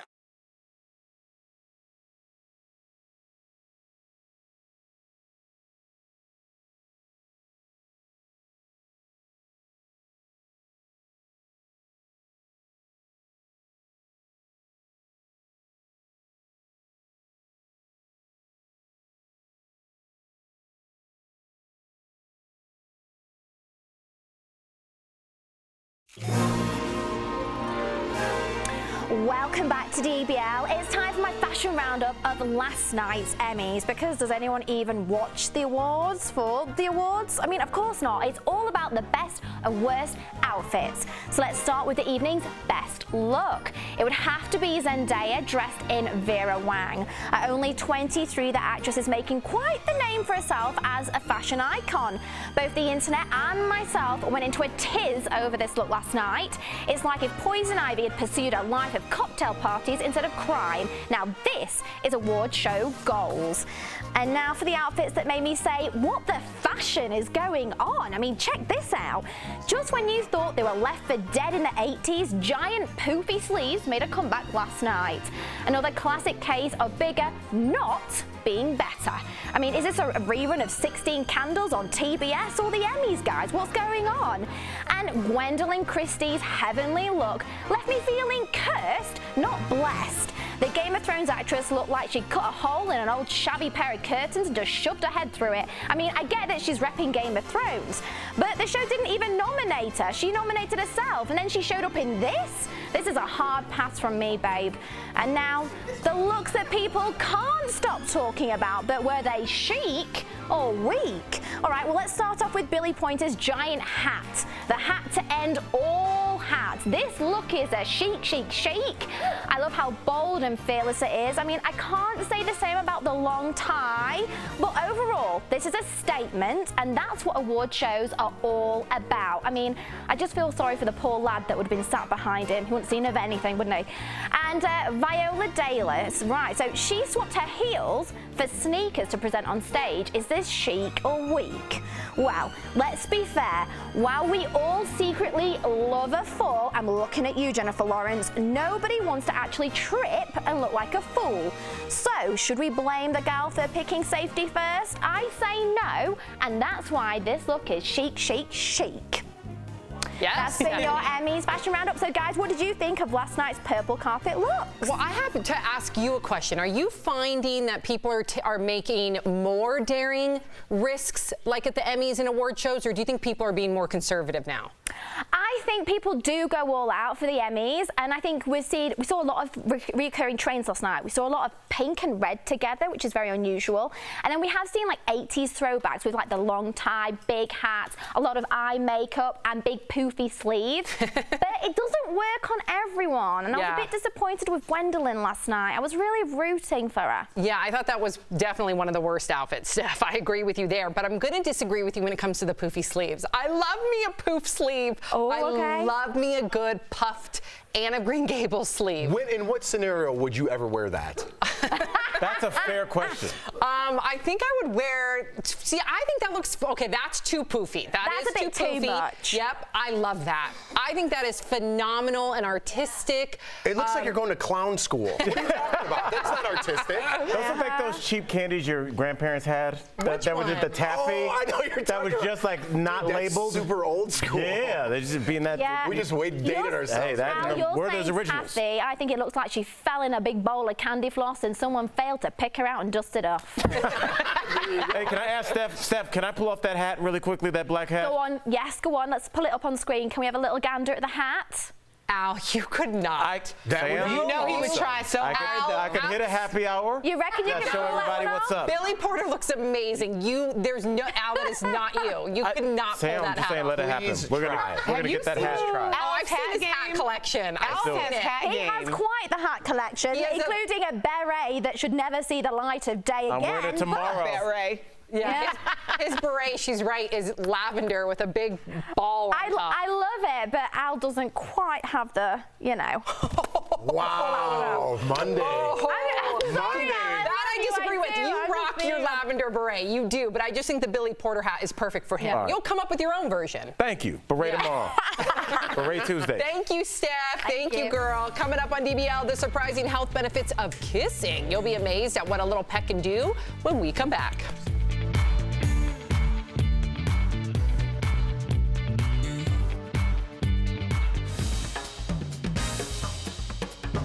Hey guys, welcome to our review of Ad Astra. I'm Stephanie and I'm joined by Raquel. Okay, so Raquel, we went to go and see Ad Astra the other day. What do you think?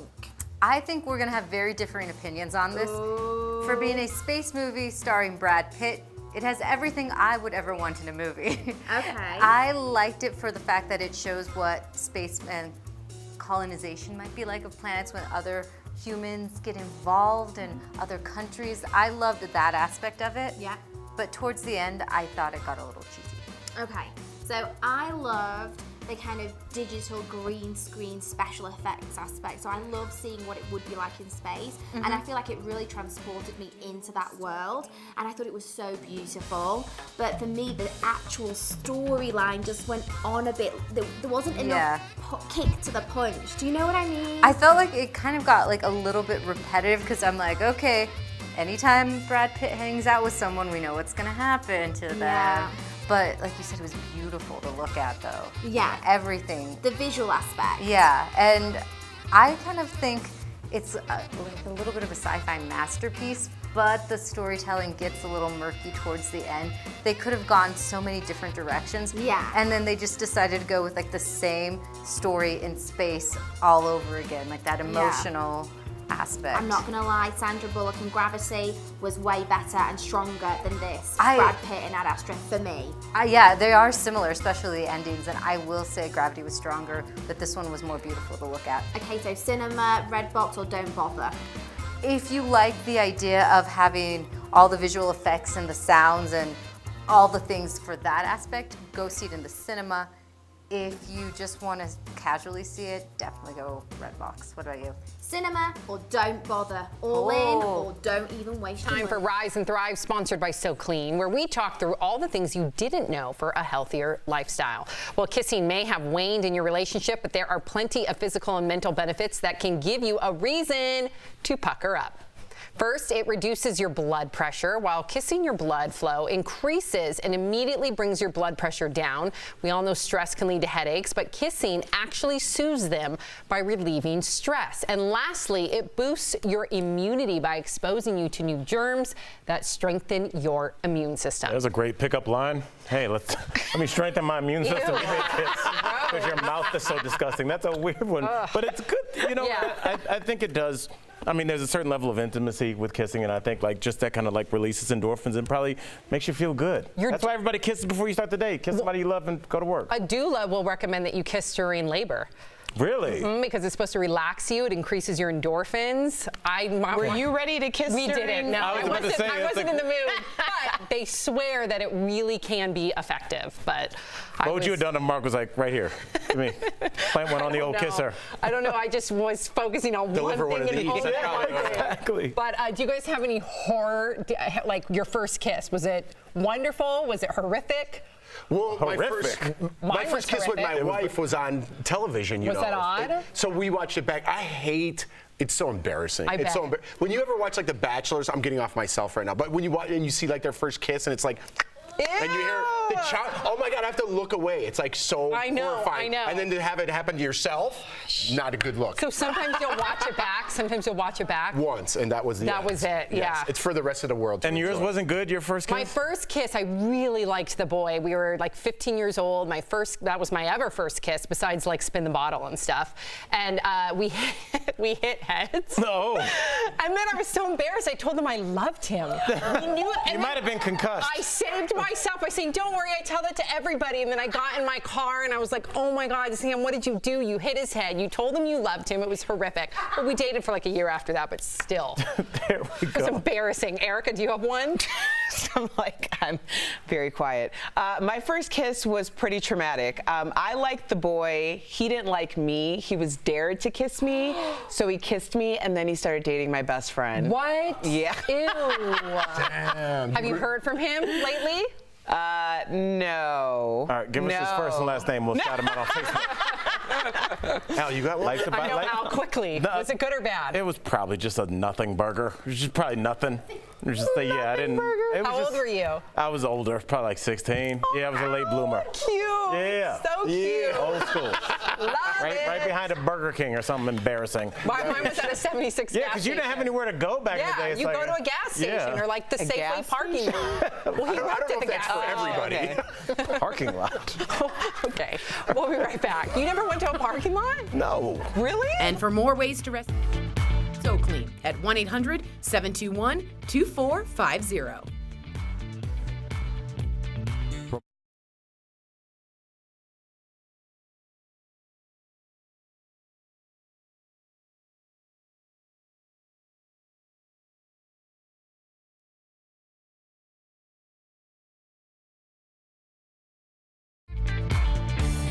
Welcome back to DBL.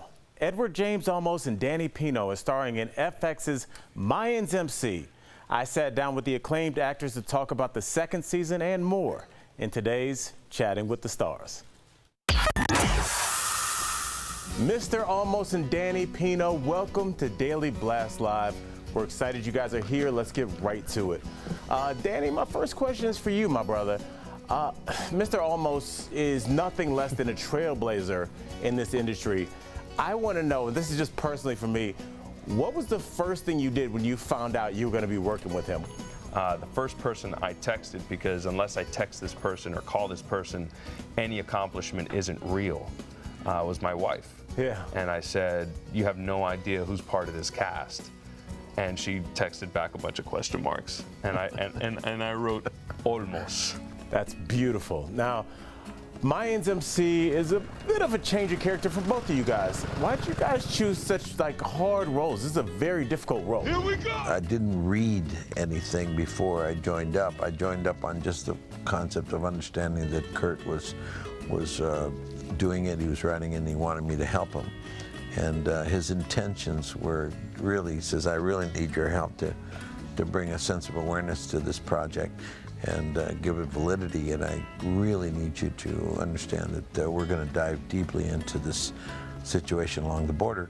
And then I started to read the script and started to watch it being done and said, oh, this is really A-class artistic endeavor. Talk, Angel. Nothing to talk about. My boys, they have no connection to my past. I buried it for a reason. It's about Mom. I know killed her.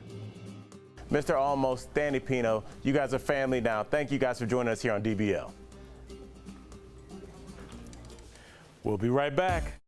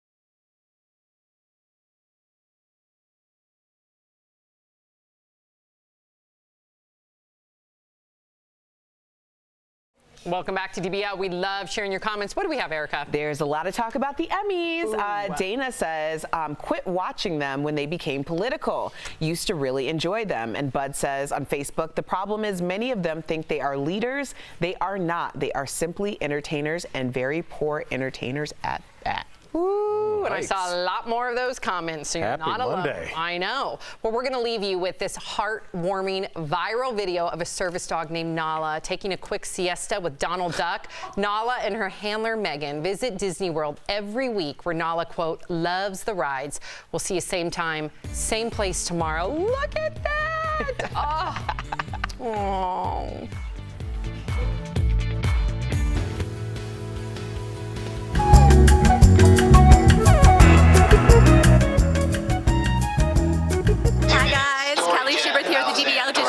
I'm tracking all the breaking and trending news, but I just love that viral video. I know I told you after the last show. Nala is actually a service dog for kids with autism, so she goes to Disney World to help kids who are there, who still want to enjoy the rides and stuff, but are a little overwhelmed. Obviously, they have autism, so they're a little overwhelmed, so that's why she's there to help them. I love that, and I love that she's getting a little love in herself. Anyways, guys, I'm here to tell you about our DBL podcast, Daily Blastcast. You can find it on TuneIn, Google Play, Stitcher, Spotify,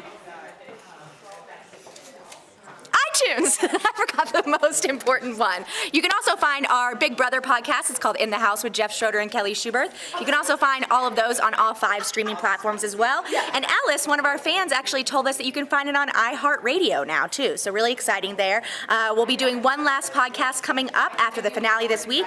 DBL Nation, if you are a Big Brother fan, write us in. Let us know what you're thinking, what you want to happen. Hold on. What is that? Stop! No! Socks with Birkenstocks. That's so bad. I have a backup pair of socks in my desk just in case it gets too cold in here, and it did get too cold in here today. At least they're matching socks. Yeah, thank you, Dave. Thank you. Yeah, at least I have matching socks. These are my extra pair of socks. I keep them in my drawer just in case it gets too cold, and today is one of those days. Anyways, guys, we've got a great show coming up for you. Make sure you stay tuned. Bye.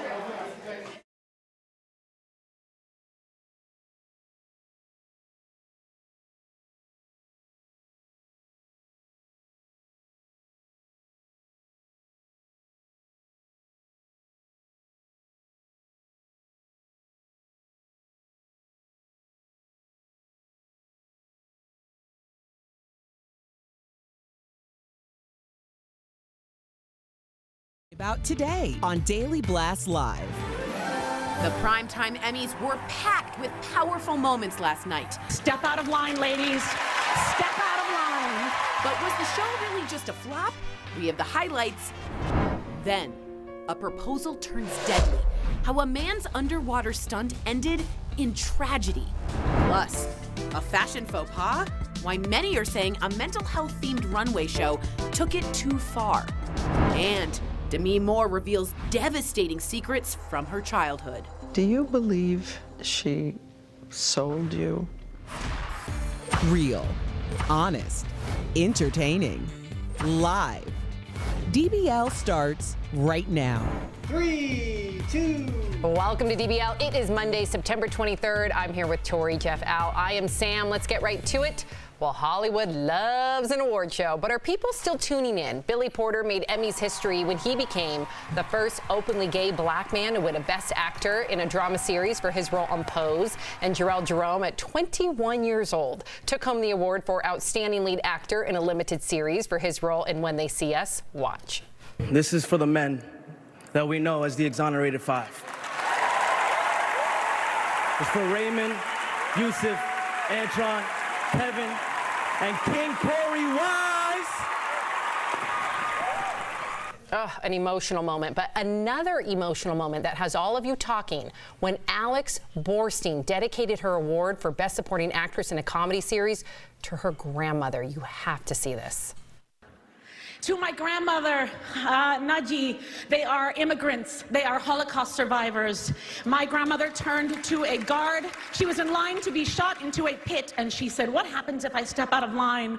And he said, "I don't have the heart to shoot you, but somebody will." And she stepped out of line, and for that I am here, and for that my children are here. So step out of line, ladies. Step out of line. Oof, chills. And Tori, there are a lot of chilling moments, but guess what?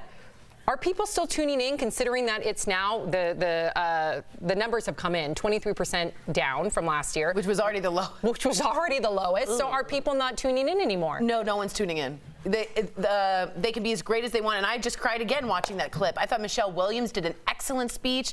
It was great. It wasn't too political. It was sort of easygoing. But look, there's too many programs. There's too many award shows, and I have other things to do. I don't know what it is. It's just there's too much saturation for me to be like, I believe in this, and it's not appointment TV anymore. Yeah, for me, it's just like celebrities are so accessible. You know, remember the old days when you never see a celebrity and then they come on TV and it's appointment television. You couldn't wait for it. Yep. If you miss it, you just go on Twitter and see what they have to say about it, and everyone just blabbers about their life 24/7. Yeah, you're right. You know, so when you see somebody, you don't really care what they have to say, and they're becoming so predictable too. You know what I mean? Like 13 Emmys for Game of Thrones yesterday. Listen, I'm a Game of Thrones fan. Come on. Okay, but the last season wasn't that great. You couldn't even watch it because it was so dark. There's Starbucks cups laying around, water bottles laying around. That's an Emmy. That's 13 Emmys. That's where we are. I agree with that. That's a great point, Jeff. And I'll just say, to your point, I mean, we're talking about just in 2019, just the first half of 2019, there have been 320 original shows. That means if you know 100 TV shows, there's still 220 that you've never heard of.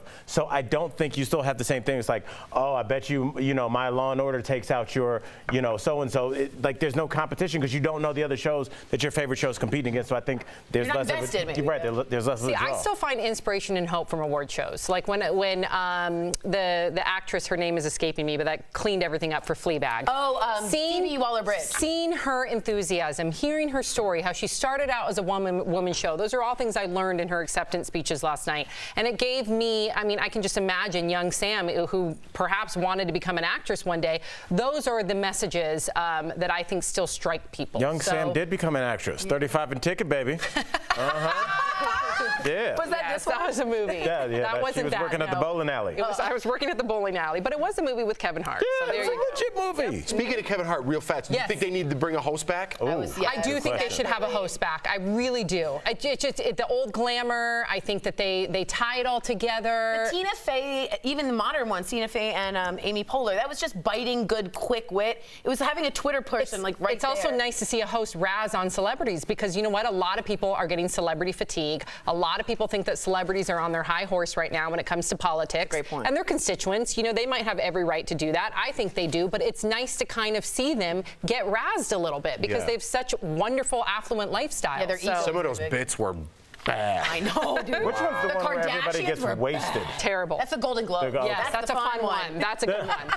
Environmental activist Greta Thunberg isn't holding anything back at the UN. Raquel, please fill us in on what's happening. Well, Sam, Greta is chastising world leaders at the UN Climate Summit in New York right now in a passionate speech. I should be back in school on the other side of the ocean. Yet you all come to us young people for hope. How dare you? You have stolen my dreams and my childhood with your empty words, and yet I'm one of the lucky ones. The 16-year-old activist told leaders the younger generation won't let them get away with this. I have chills. There is something about the way that child speaks, I say, but the haltingly, seriously blunt no exaggeration tone is really breaking through. But how dare us? Like, and I always say I'm so, hopeful of the younger generation because they're the ones that are really going after gun reform. They're the ones really going out fighting against the climate crisis. No, how dare we? Like, really? That has to rely on their shoulders? They should be in school. She should be in school. She took school off a year ago to protest, and she hasn't been back to school since. How dare we? Yeah, I just thought it really captured how our generation handles things. When kids were talking about walking out of school to protest gun violence, and people were like, well, give them detentions. And I was like, that's exact tone deaf is why they're walking out, because you guys are focused on giving detentions. They're focused on not watching their friends get ripped apart by an AR-15. And I can't imagine how they must look at us and the way that we bicker on the internet and bicker in politics over these things that are killing our kids. I mean, if this was anything else, we would have acted, but we've made it a partisan issue, and it's all about arming the libs, and it's all about it's all about shutting down the conservatives. And meanwhile, while we bicker every couple weeks, some more of them get shot, and we just go back to our corners and start the same argument again. So I understand her anger, and I feel like she unfortunately speaks for a lot of kids her age. I can't imagine how disappointed they are in us. Yeah. Embarrassing. But good on her, really. Seriously, she is an inspiration. The woman at the center of one of the most talked about sexual assault cases is finally revealing herself. You might remember Brock Turner. He was convicted of 3 felony sex crimes, but only served 90 days in jail. Can you believe that? Ugh. Well, now his victim is talking about her experience on 60 Minutes. Watch. Because instead of investigating the crime that's at hand, we interrogate the victim and go after her character. And you just have to sit on the stand while this is happening, and nobody can object. Nobody can say that's enough. I can't say don't talk to me like that. You just take it. Yeah, and Tori, many would say or ask the question, is sexual assault treated differently in college than, I 100%. I'm really strong on this. I went to University of Michigan. I love my school. Go Blue. I get it. But here, we had a lot of kids, and the girls looked out for themselves. We would have covers on our drinks. We would code words. We would know each other's back. No one trusted the campus police. Now, this was 2000 to 2004. I hope some degrees have been made, but I think sexual assault on campus is wildly underreported because no one has any trust in the security system. You're absolutely right. The same happened at UCLA, and I know this was, I went to UCLA, and you probably went to U of M, 2000. In 2000. So, but still, I remember there being phones like every campus phones, 250 yards. God forbid, you were to get raped. We had a trail that went from Fraternity Row to where the dorms were. It was called Rape Trail because sexual assault was so prevalent at my school, and being drunk. Often, let me just read her quote. She says, rape is not a punishment for getting drunk. Well, a lot of times that's the way the victims feel. Yeah, especially at college, I think. Yeah, so I applaud her. Her name is Chanel Miller. Her new memoir is going to be called Know My Name because she's sick and tired of having to live invisibly because she feels shamed to be a victim. She's a victim. Yeah. I hear you, and I'm not trying to victim shame anybody. I totally agree with that. And I think the culture is disgusting on college campuses, but it is coming to a point now, and I'm only saying this because I have 2 young boys, and it's coming to a point where the universities don't even look into the cases anymore. The male is automatically expelled. I could give you multiple cases where there's text messaging back and forth, consensual sex, and then the next day the woman complains with the text message saying the male got expelled. There was one where the male was passed out. He received oral sex. He was expelled for that. So, I could go on and on. And I know this is the minority, and I know the percentage is small, but when my boys get older, even in high school or maybe grade school, I'm going to have to sit down and have a serious talk with them about how you treat a woman. I think more parents should have that talk at a young age. I know it's uncomfortable, but you have to have it because our culture is crazy, especially on college campuses. And expect that you'll be campered. And it's almost expected of you. Every movie you see about college is somebody in a frat house doing a belly flop out of a 3rd floor window into a kiddie pool. It's like your image of college, and when we talk to our own Steph Jones, you go across the pond, they don't have any mascots, they don't have any pep rallies. They go to school and they learn. whether we say it or not, you are expected to go to college and put a beer funnel over your head and drink it until you can't stand up anymore. That is celebrated. Those people are held up to a higher standard. We list in magazines the top 10 party schools. What do you have to do to distinguish yourself so much that you're in the top 10 of thousands of colleges? How much drinking has to be going on? So when we do that, when we elevate schools and we're like, yeah, party USA, then what else? What do you think is going to happen? I will say we need to stop with this narrative. I agree, but I will say there has been. I follow, and if I can find this, and I'll tell you guys during the break, if you can follow us on the break on Facebook or YouTube. There's an Instagram that highlights fraternities that will have banners up saying like, no means no, and we believe in consent, and so you do have these really exemplary fraternities that are taking a stand, which I love, and I love that. But what's so interesting is on the other side is you have a frat culture, which means that let's say something did happen, you have a lot of boys sticking together, right? I'm not saying that is what happens. I'm saying that is the culture that you're speaking of. They're drunk, but they're not going to hit down on their boy, and I think that really contributes. I do think the narrative's starting to switch a little bit. I hope so. Compared to 5-10 years ago. I think there's progress for sure. I do. I think our youth today is much more. It's unacceptable to them. Yeah, it's criminal to them. They see it as a crime. Before rape culture, you somehow justified it by saying she was drunk. Look what she was wearing. We were at a party. I think that narrative is slowly diminished. At least I hope it is from what I see.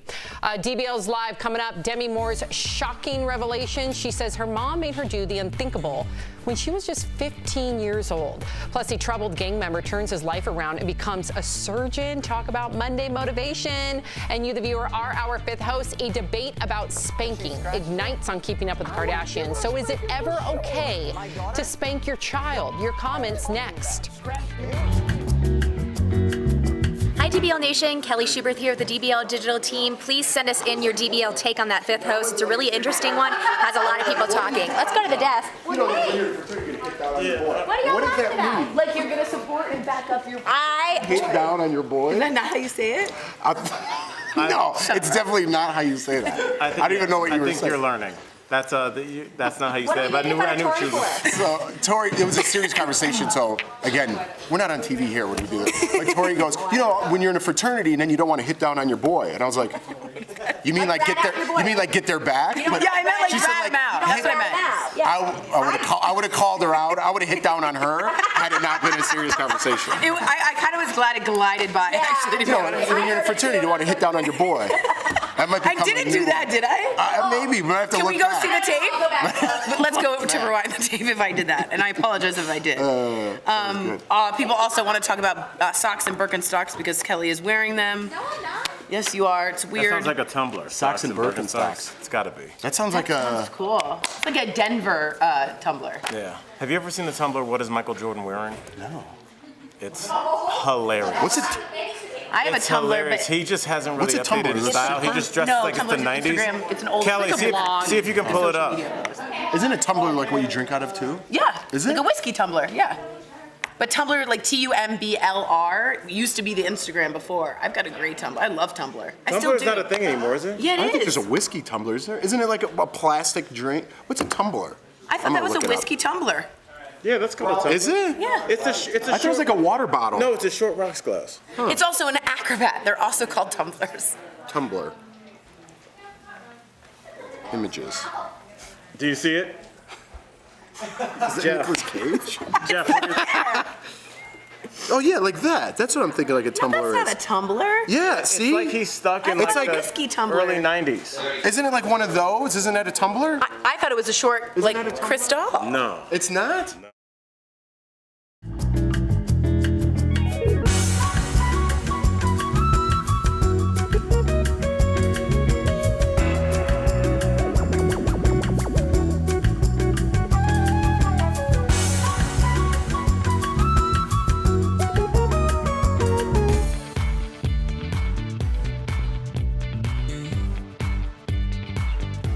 Welcome back to DBL. It is time for Fifth Host when we talk about what you're talking about. Kourtney Kardashian's nanny quit after her 6-year-old Penelope lashed out, scratching her caretaker, and it's sparking a heated debate. Check this out. You would whoop Penelope's if she scratched you? I would give her a spanking for sure. My daughter? What are you talking about? Scratch me You in my would whoop face. my daughter's if she touched a little 6-year-old girl? Ooh, you guys are heated, DBL Nation. Is it ever okay to spank your kids? Tori, take it away. Yeah, we got a lot of engagement here. Barb from Facebook says, I spanked my children when they were young. One time I spanked my neighbor's children because they were misbehaving in my house. My house, my rules. I really disagree with that. Thanks for writing in, Barb, but I don't think any person, and I don't have parents, so I do want to hear from them more, but you cannot discuss touching another person's child. Hard stop, period. I sincerely disbelieve in spanking, but I'm not trying to get in your business, but don't tell anyone else that I'm going to hit your kid. Not happening. Greg from YouTube says, I can't imagine the thought of ever being spanked by anyone but my parents. I remember busting out in tears when other adults would even raise their voice and scold me. I'm with Tori on this one. Like, I would never dare, never even think about touching someone else's kids. My friends, my nieces, my family. Yeah. You don't put your hands on anybody's kids, and it's a discussion to even do it to your own. Here's my parents used to discipline me with like disappointment, and I used to be like, just beat me up one time. I can't stand the mind games, but I think disappointment, and now I got it to my oldest one where I just stare at him for like 5 seconds, and he just goes off crying. So I don't even have to do anything. I've got it down. Dad Jedi mind trick. I love it. All right, Perez from Facebook says, anyone against spanking obviously missed out on a good lesson. Perez, I think what we're talking about is who's going to give that lesson. I don't think I wouldn't feel comfortable picking someone's child up without asking for their permission, much less putting my hands on their child. It just would not happen. I think we need to, certainly question myself. I think about my youngest son. He's about 45 pounds. I'm about 215 pounds, which makes me about 4 times as big as him. And me striking him in anger, I just could see that going the wrong way. So I just use my words like I tell him to do. Yep. Ray from Facebook says most people don't know the difference between a spanking and a beatdown. When my daughter was 3 years old, I spanked her hand, but the look she gave me was like I crushed her heart. I immediately hugged her, apologized, and cried. Well, listen, Ray, I hear you, and lucky, you know, for me, I spent years working on a show with a lot of doctors, and all the, you know, child psychologists and parenting experts we had on the show, they have done decades of research, and they found that it's a reflection of the parent's frustration, and then you are then projecting and teaching your child to hit. So what they found is it's counterproductive. So if you want to teach your child not to hit, then don't hit yourself, according to these parenting experts. So, and they also say that it will encourage guys to act outward, meaning with aggression, and girls to act inward, which sometimes results in eating disorders. So I think, you know, listening to those parenting experts and all those studies is very important. Do you want to get that last one in there? Melissa from Facebook says, no one disciplined my children except me, but then again, my children were raised knowing right from wrong. Yeah, I think, again, I don't want to be in your business or in your household, but again, don't speak about another kid's hitting. If someone hit my child, you would go crazy. I would go crazy. I would be scared for that person. You're teaching my daughter how to hit. Right. They emulate everything we do. Literally, if I put like a burrito in the microwave, Sophie will go to her pretend kitchen and put something in the microwave. They copy everything we do. So if I hit her, guess what? She's probably going to go to the schoolyard and hit another child. So if anybody ever hit my kid, I would be out for blood. Oof. I hear you. Jeez, can you imagine? No, I can't. No, that's what a lot of people wrote in. I mean, it would just, touch my child, I touch you. Yeah, just follow up with more hitting. Yeah.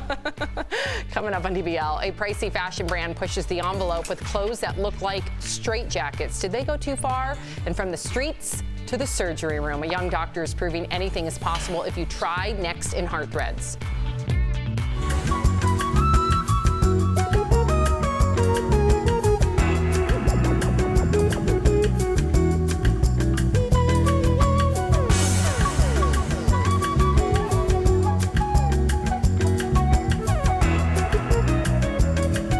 I'm Jeray Banks, and we're here with Miss Tori Shulman. I just wanted to thank you. I wanted to tell everyone my Tumblr is Doors and Sardines. So if anyone else, Naomi says she likes Tumblr. Let me know your Tumblr. I don't have a Tumblr because you're very young. Yeah, no, Ty had a Tumblr. It's like it was a brief moment in time. It was almost like the Laserdisc. If you didn't get on it between 2007 to 2011, it's like you were kind of off. So I found it in like 2013, and by then it got very adult. Yeah, it got real. It got very real. Like I'm like, oh my gosh, you know. So that was always cool. However, I think Tumblr is about to make a comeback. I think so too. Because didn't they just get sold to someone else? Yeah, I don't really know, but I feel like that retro thing is going to come back. Exactly, it's about to come right back around. It's kind of like Twitter's popping off again. Yeah, I don't know what's going on behind. I know. Didn't you think something important? Yeah, I was like, did I miss it's gambling? Just kidding. But you know, we did have a couple people writing in asking what the heck is on Tori's eyes and what this beautiful orange. Get color. out of here! We were talking about it. So we actually created this whole harvest moment moment. Ooh, we're gonna just stick that lash right back on. That's camera magic, y'all. And this color is actually a twofer. So these are actually both from NARS. The first color is actually an eyeshadow stick. I'll have to find the name for you guys a little bit But later. it's almost like a primer. It is like a primer. I use them like primers all the time. Eyeshadow sticks are like my game. Like Tori knows I use them almost every day on you specifically. For sure. Just because we have to work fast a lot of the time, like 30, 15 minutes sometimes. It just depends on the day. But we did that first as an eyeshadow stick. Then we took the blush called Taj Mahal. I love Taj Mahal. And we pressed that all over her eyelid. And then we took a little bit of a darker brown color on her crease just to make it look really magical and pretty and whatnot. But Tori's typically the person that we have a little bit more fun with I like to color. play. So we'll talk to you guys a little bit later, and we'll talk about some Emmys next. Today's Hard Threads is all about a former gang member who turned his life around. Watch how he got on a different path, eventually becoming a doctor. This gang member turned doctor is proving that people can change. At the age of 6, Louis Godoy's parents immigrated to America. Louis and his siblings worked on the farm after school. I hate doing that stuff, but like I learned the strong work ethic that I picked up from my parents. But as a teenager, Louis quickly got mixed up with the wrong crowd. He was expelled from high school and began working as a mechanic, cook, and a construction worker. One morning, Louis heard his parents getting up at 4 a.m. to work. It was for, for me and my sisters, and that's when I had this extreme sense of guilt. Louis decided to change his life and go to medical school. He would study early in the morning and go to class, then help his wife with their 3 kids. Now the former gang member is a heart and lung surgeon resident. If you want something bad enough, like you can make things happen.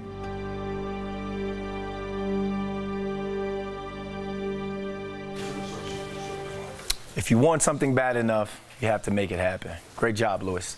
We'll be right back. Promotional consideration is brought to you.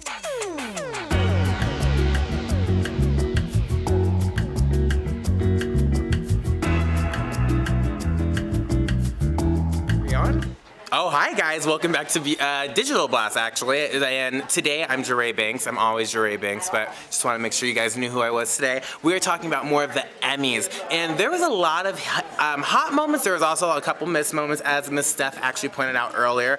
I was actually a fan of one of the ones that she said was like a miss with the poofy sleeves. It was actually Susan Watson. I thought she looked amazing, and she was rocking you can kind of see it here, that beautiful red dress with the pink sleeves, the big pink sleeves. Now, I'm not a huge fan of all of the pink sleeves, so one of that wasn't that awesome to me. Which I was really sad about was Dasha Polanco. Hers is amazing. You might remember her from Orange is the New Black. Now, she is normally stunning on any carpet. She just shows up to award shows to the nines. However, with this year, she did one of these more poofy sleeves. It was kind of like Janelle Monáe's music video had a baby with like her Christian Siriano dress, and she had those big pink sleeves. I wasn't a huge fan of this just because it kind of looked like claws surrounding her, and that's where I was just like, man. Now, moving on to like my middle area. These are some people who I thought they were good, they looked good, but I was still a little disappointed with the outfit. Laverne Cox. Now, I love Laverne Cox. I'm one of Laverne Cox's biggest fans, way before Orange is the New Black, when she actually made appearances on, I think it was CSI or one of those criminal shows.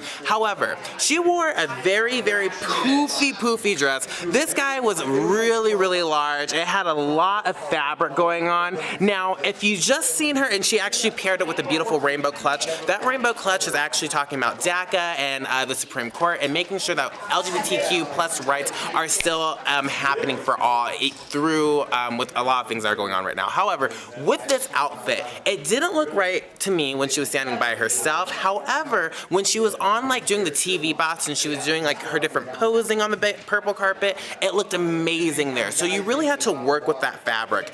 Moving on to some other fabulous ones, Niecy Nash shut the show down, you guys. A lot of people weren't giving her the credits that I thought she should have gotten, but she looked amazing in a Christian Siriano dazzled gown. This was a mink color that she wore, and she matched it with a beautiful mink head wrap. She had a beautiful black bob going on.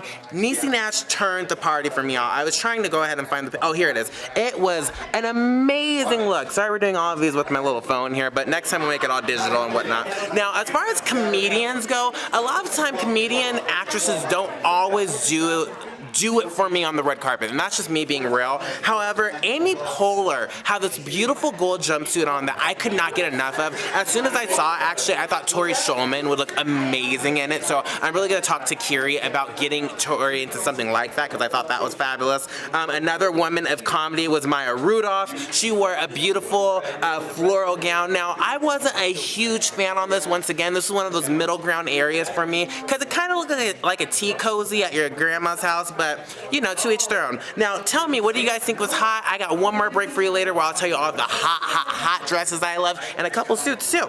Write me at Jury for the Slay if you have some questions, too.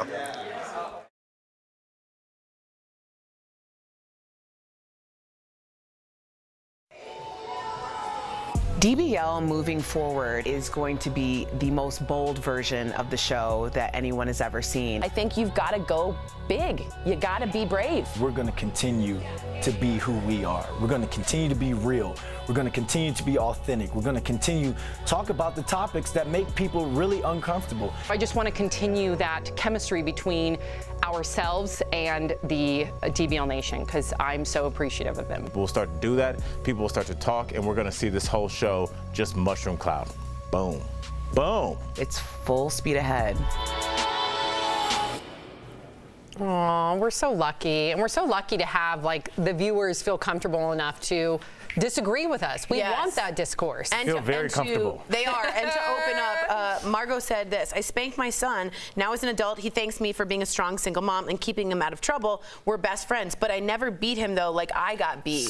There's a difference. That's where the line is. You know what I mean? Like, if you spank someone, automatically, you abuse your child. Like, you can't even have that conversation because people are so out of their minds nowadays. So if you say you spank your child, it's totally different than abusing your son or daughter. So. I just think it's important to listen to the data out there that said that words are a better form of discipline. Yeah, but it's each their own. Yep, exactly. Here's what's coming up next on DBL. Demi Moore reveals the sad and shocking truth about her childhood. What she says her own mother made her do. I don't think it was a straightforward transaction. Then, fashion emergency. Did a pricey brand take advantage of mental health on a runway show? And speaking of fashion, the best and worst looks from the primetime Emmys, the styles everyone's talking about, and the ones we'd like to forget, when DBL comes back.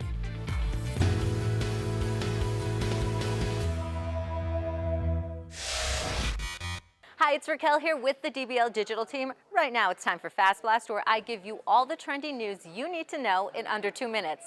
So let's get that timer up and get started. Now, Instagram looks a little different today for its younger users. The social media giant will not show anyone under 18 any ads that feature weight loss and plastic surgery. Influencers have a big impact online, and this is being done as a way to protect users from getting hurt or ripped off. Now, heads up, Apple Watch owners, your watch could actually save your life. Just ask Bob and his son Gabe. They were supposed to meet up to go mountain biking, but Gabe got an alert that detected a hard fall with a location, which was his father's location. This is a feature that lets anyone you list as an emergency contact know if you're okay. As for Bob, he is now recovering, and we're so happy for them. And can you not get enough of Oprah's book club? You a book nerd out there? I am. I'm excited for this. Well, it's heading to Apple TV+, so get your bookmarks ready. A new episode will be available every 2 months, starting November 1st. And get ready to look 100% like Lizzo. During an interview, the singer who brought us Truth Hurts is ready to bring us a fabulous fashion line. She says she's been feeling like a princess lately and needs her own clothing line. Just take all my money now. Just take it. Take it. Lizzo, I'll actually go bring it to you, because that's it for today's Fast Blast. See you next time.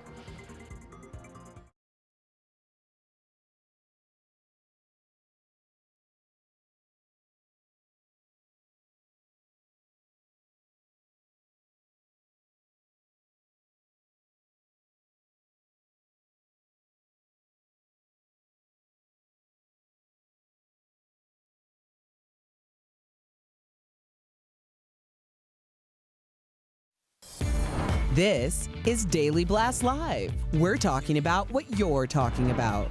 Real, honest, entertaining, live. DBL starts right now. 3, 2, Welcome to DBL. We are live. Let's get started. Well, with her book coming out tomorrow, Demi Moore opens up to Diane Sawyer on Good Morning America about a time when her mother prostituted her out. She was raped at 15 years old for $500. Watch.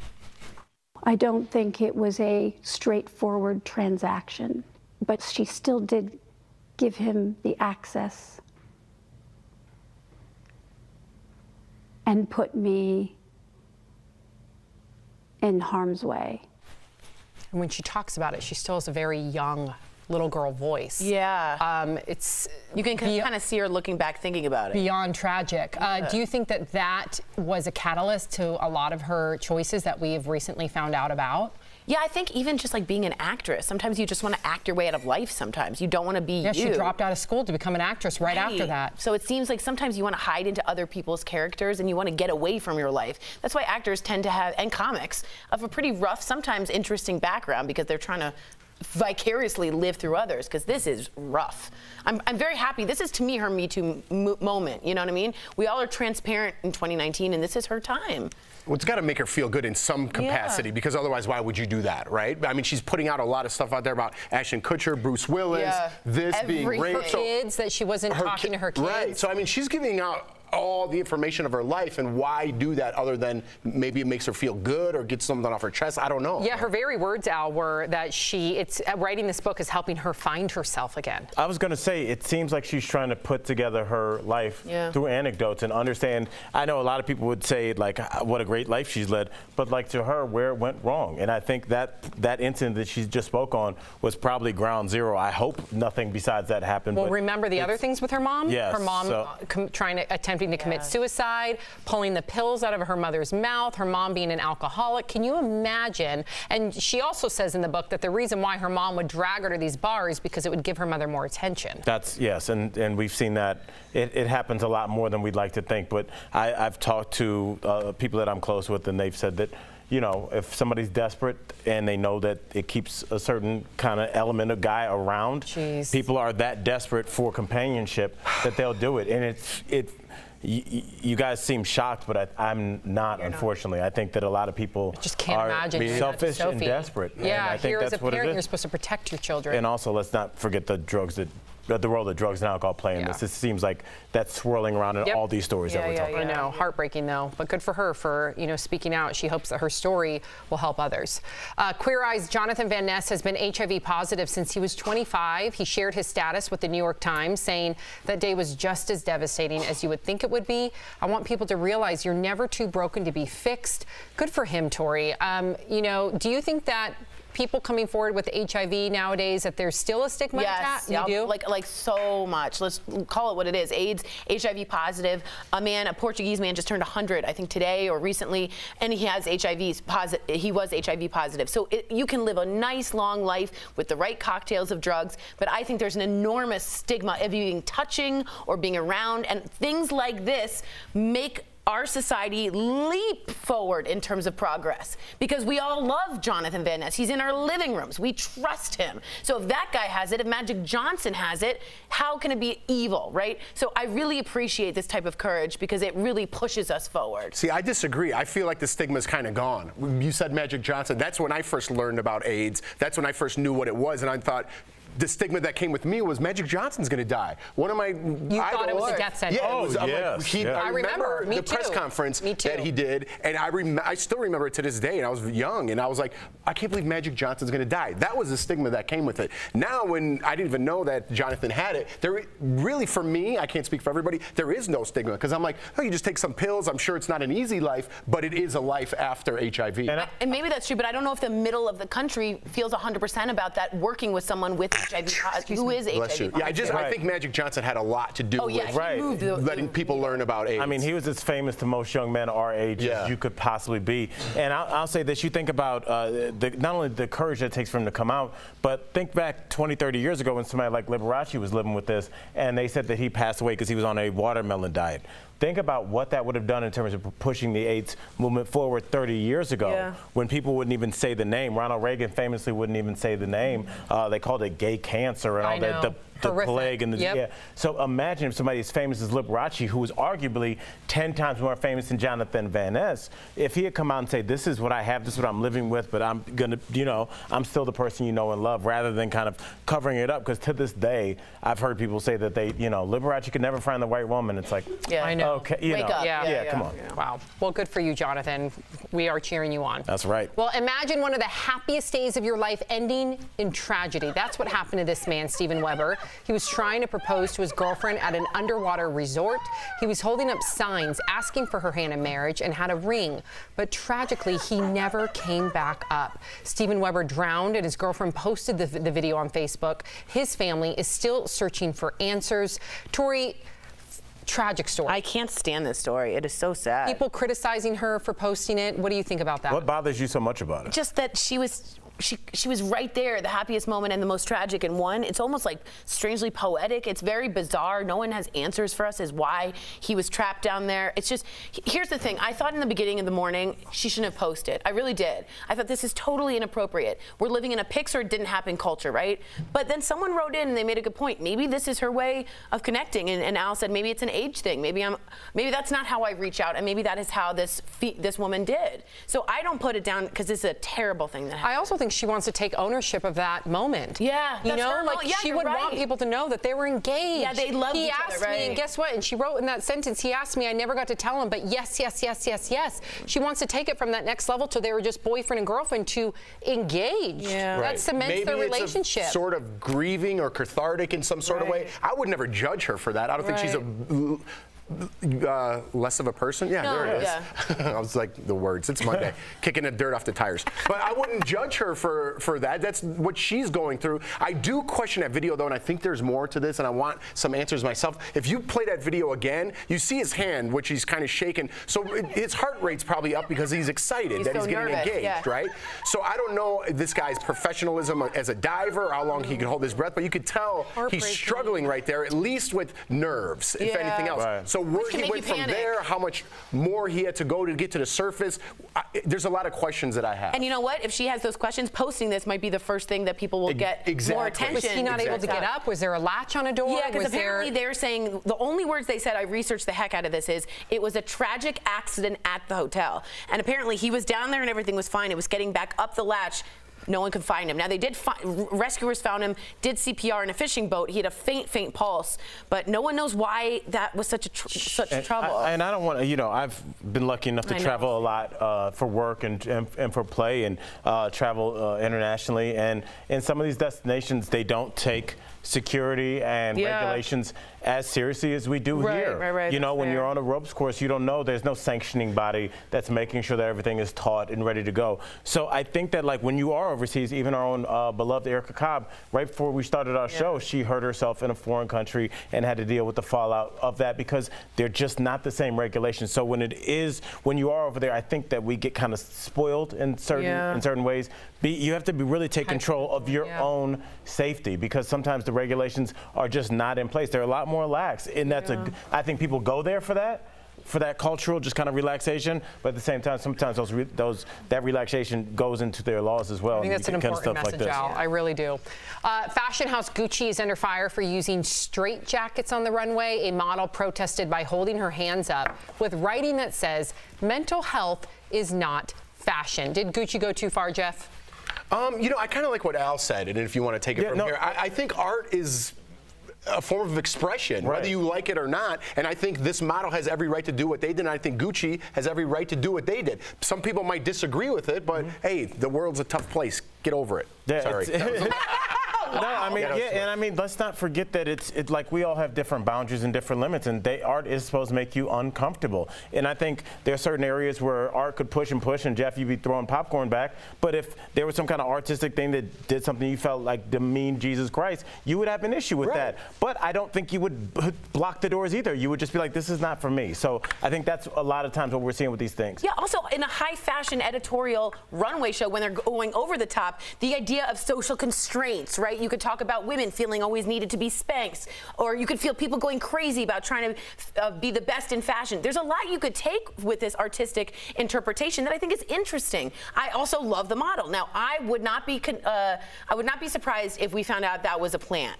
because we're all talking about it. It's a really smart idea. I would want to hear from Gucci because, listen, I think that Gucci has every right to use their art to solicit a reaction. Yeah. But then I have every right to have a reaction. I'm not saying I'm going to boycott Gucci, but I did find it tone deaf. I don't necessarily think it's offensive, but I do think really in 2019 to have these models coming down in a conveyor belt, completely constricted. They look exactly like you would imagine a stereotypical, almost in a derogatory way, mental health, like a psych ward patient.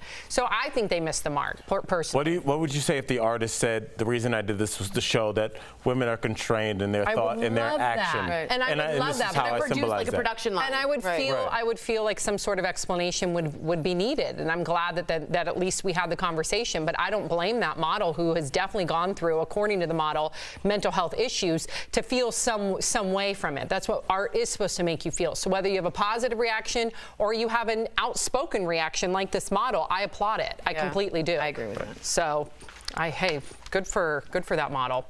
The boss is 70, you guys. Bruce Springsteen's birthday. Bruce Springsteen's birthday is today, but can you believe he's never had a #1 hit single? As you guys discussed, I was looking this up. So let's see, discuss. Okay. He's also doing stuff like a 25-year-old. So he's doing a new movie. He just came off of Broadway. He's like doing a new tour. The guy doesn't slow down. He has 3-hour concerts that are legendary with his energy. So 70 is the new 40. What are we, 50? Yeah, you just can't make that up. I don't. So do you know what his? Okay, so he's had top 10s, only 4. Most of his hit songs are top 40. Do you know which 4? I don't want you to say, but I want to guess one. I don't think I'd you have don't? to really Do you have a favorite one? Born to Run. Yeah, Born to Run, of course. That's like one of my favorites. That's not his highest song. His highest Just song fell was out of at the top 10 for me. his highest song was at #4, and it was Hungry Heart. That was his highest song. Here's my contention: is I think we're all and surprised. Born to Run, they tied. We're all surprised that this happened, but it kind of makes me think about like what happened in basketball in the '90s. The Chicago Bulls were there, so a lot of teams that would have won a title didn't because Michael was so good. He was making a lot of movies, a lot of music in the '70s and '80s. Prince was there, Michael Jackson was there, Madonna was there, and they blocked up a lot of #1 spots for a long time. So it was just a weird era to come up in. So I was shocked. Oh wait, I was name the boss without a #1 hit. I know. I guess Dancing in the Dark is. Oh wait, Streets of Philadelphia looks like #2. Who was the actress? And Dancing in the Dark I have here is #4. They're telling me #2, but I have it at #4. There's a lot going on. Yeah, sorry. But We're maybe trying to just figure it out. longevity and consistency, just constantly touring and just constantly keeping your fan base engaged. I mean, Happy marriage he's just been around. Except for the fact that he charges like $2,000 for a ticket. Hey, they'll pay it. It's weird that he can do that, but if somebody else did that, they'd be like, oh my God. I don't think he should have done that. If Madonna did it, people would be up in arms saying she's out of touch. Right. Yeah. All right, well, coming up on DBL, the surprising benefits of making out. You won't believe how kissing can really boost your health. And we're looking back at the best and worst looks from the Emmys. Will you agree with our picks? Next.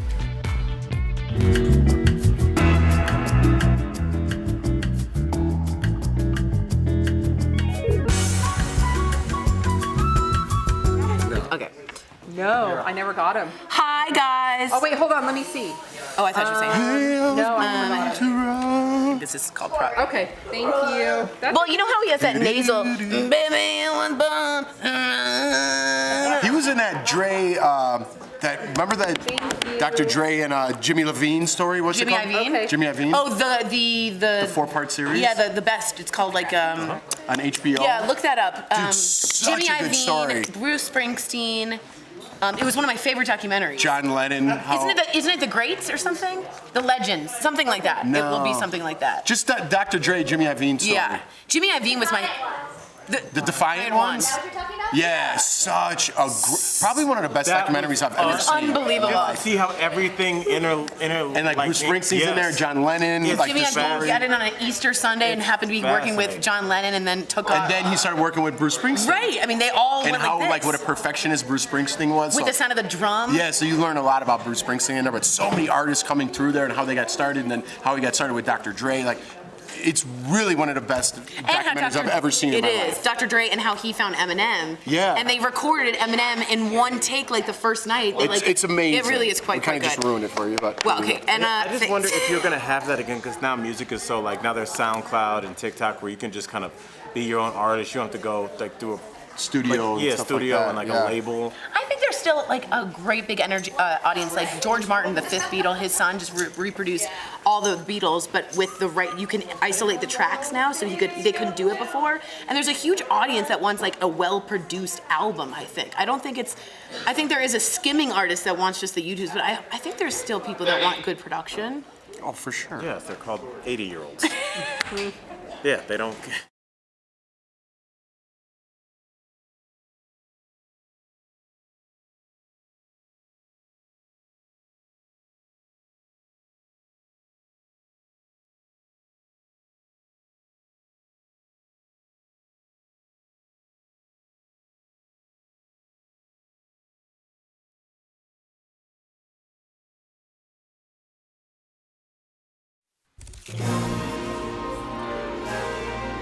Welcome back to DBL. It's time for my fashion roundup of last night's Emmys, because does anyone really watch for the awards? Well, of course not.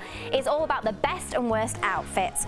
So let's start with the evening's best look, and that would be Zendaya dressed in Vera Wang. At only 23, the actress is making quite the name for herself as a fashion icon, and both the internet and myself went to a tears over this look last night. It's like Poison Ivy pursued a life of cocktail parties instead of crime. This is award show goals. And now, the outfits that made me say, what the fashion is going on? Check this out. Just when you thought they were left for dead in the 80s, giant poofy sleeves made a comeback last night. Another classic case of bigger not being better. Is this a rerun of 16 Candles or on TBS, or is it the Emmys, guys? And Gwendolyn Christie's heavenly look left me feeling cursed, not blessed. The Game of Thrones actress looked like she literally cut a hole in an old shabby curtain and shoved her head through it. I mean, I get that she's repping Game of Thrones and everything, but the show didn't even nominate her. She nominated herself. And then she showed up in this? It's a hard pass from me. And now, the looks that people cannot stop talking about, but were they chic or weak? Okay, so starting off with Billy Porter's giant hat. Now, this is the hat to end all hats, and I'm giving this look a chic. I love how bold and fearless it is. I mean, I can't say the same about the long tie, but overall, this is a statement, and that's what award shows are all about. And I just feel sorry for the poor lad that was sat behind him. You wouldn't be able to see anything. And Viola Davis was swapped at her heels for sneakers to present on stage. I mean, is this chic or weak? Well, let's be fair. Whilst we all secretly love a fall, I mean, I'm looking at you, Jennifer Lawrence, nobody wants to actually trip and look like a fool. So, should we blame a girl for picking safety first? I say no, and that's why I'm calling this look chic. Love that you're giving it chic. Thank you. Well, that's been your Emmys roundup, guys. What did you think of last night's purple carpet look? I'm just happy that you dig the sneakers, because I think most fashion experts would have said no, but I think it's very current, Steph. I agree with you that somehow modernized her outfit in the Emmys. So it's like athleisure kind of cool. I have to 100% agree with you. Zendaya took my breath away. I mean, she was stunning, honestly. And a lot of people. She's 23. I know, but that's a good look. Yeah, that's what happens. Although, Steph, I disagree with the poofy sleeves. Oh, yeah, So you do I. like a bit of a poofy sleeve, don't you? Go on, let's have a look at some of the poofy sleeve images we've got. Let's Sam, do would it. you rock one of these, Sam? Let's have a little look. Okay. Have we got one coming up on the screen anytime soon? There we go.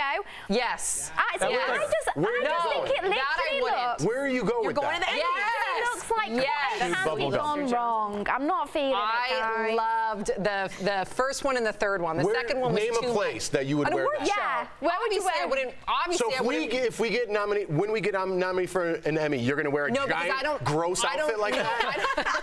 I don't know if it'll be current then. I find the puffed sleeves very current right now, but I don't know what look I'll be My guess wearing is next that year. it's going to be out. Well, Sam, you look gorgeous in anything, so you can rock it. You're going to look fabulous. Oh, thank you, Steph. Maybe I'll have Steph help me find an outfit. We should. She knows her stuff. Dig in. Thank you, girl. Coming up on DBL, the surprising health benefits of kissing. You'll be amazed at what a little peck can do when we come back. Beauty Blasters, what's up? It's Jeray for the Slay. I've missed you guys so much. I know, y'all miss my face too. I know, the feeling's so mutual, guys. However, I'm back and it's time for some red light tips with your boy Jeray for the Slay. Now, today, it's summer and it's hot out, y'all. It's time to put down that full coverage foundation and pick up a tinted moisturizer. But you don't always have to go out and buy a brand new tinted moisturizer. Sometimes you can make one at home for yourself. So I went ahead and make a little tutorial here, or actually, I'll just show you guys, alrighty? So you're gonna take your full coverage foundation. This one's from Makeup Forever HD. You don't wanna use like a stick or anything like that. You simply wanna use something that's a liquid base and not something that's going to be extremely mattifying. So if you're working with like a oil control foundation, you might want to go ahead and use something that's going to just be full coverage for normal to dry skin. However, what you can do next, if you have that liquid foundation, is take a little bit of moisturizer. I'm just using Embryolisse. This guy's famous in the makeup artist community, so you guys might want to check it out too. And blend those foundations together. Now, you're going to get a much, much more lightweight consistency that's going to be beautiful for that summer glow without having to have that cakey finish in your skin. All you have to do afterwards is tap a little bit with your fingertips and blend all over that beautiful skin of yours. Now, you might want to do a little bit of powder if you're a little bit more on the oily side, like myself, because that tinted moisturizer will make you look a little extra glossy. And we all love a glow, but we don't like to look greasy, y'all, alrighty? Anyways, guys, I want you guys to try this out at home and let me know how it works for you. You can do this with a Revlon, with a Maybelline, whatever you may. Try it out with MAC too. It'll be looking real cute. And this is a great way, once again, to save some money, honey. So let me know your guys' thoughts on this. Write me at Jeray for the Slay on all social media platforms. I'll see you guys tomorrow. It's time for Rise and Thrive, sponsored by So Clean, where we talk through all the things you didn't know for a healthier lifestyle. Kissing may have waned in your relationship, but there are plenty of physical and mental benefits that can give you a reason to pucker up. First, it reduces your blood pressure. While kissing, your blood flow increases, it immediately brings your blood pressure down. We all know stress can lead to headaches, but kissing actually soothes them by relieving stress. And lastly, it boosts your immunity by exposing you to new germs that strengthen your immune system. Sexy. I know, right? I mean, yeah, and I mean, there has to be, I mean, it definitely does something to your endorphins, because I look at just traditions that have been around since the beginning of time, and any movie you see, people kiss before they go to work, or kiss, and it's just like, it's something that we've always done as humans, and it kind of peps you up and gets you ready. It's very true. Does anyone have a bad kissing story? I do. Sam has a My classic. very first kiss. Oh no. We hit heads. It was at a 76 station. I adored this young boy. I think I was driving at the time, so I probably just turned 16. We hit heads, and then to like diffuse the situation, I told him I loved him. And then I immediately was like, don't worry, I tell everybody that. And then I got in my car and I was like, but then we dated for like a year after that. And That's I really good. After we passed concussion protocol, and you're like, I like this guy? Yeah. There we go. Did you have a bad one? So here's the deal. I dated someone for a while and our kissing wasn't good. And when Brooks was like, hey, can we date? My main thing was that what if we have a bad kiss? But as soon as he kissed me, like seconds later, I was like, oh, I love you. We're good to go. Oh, so you said I love you too? Yeah, same thing. But I meant. Nice job, weirdo. I wasn't in a gas station. But she meant it though. She meant it. We'll be right back. Welcome back to Super Thirsty Live. And for more ways to rest easy, call So Clean at 1-800-721-2450.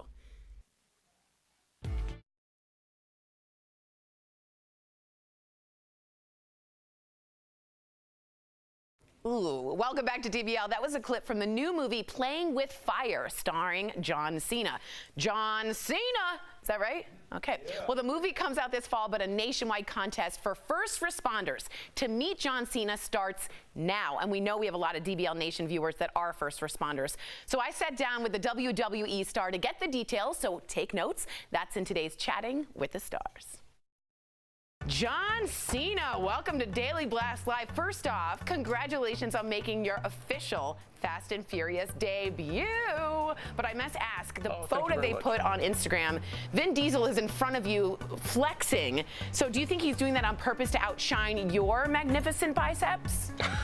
I think you're trying to start a little bit of controversy where there is none. Well, speaking of new movies, the Playing with Fire trailer finally dropped. It looks hilarious and adorable. So I want you to tell me about this contest you're doing for the movie, because a lot of first responders watch DBL, including Denver Fire and a bunch of others. So let us know about this.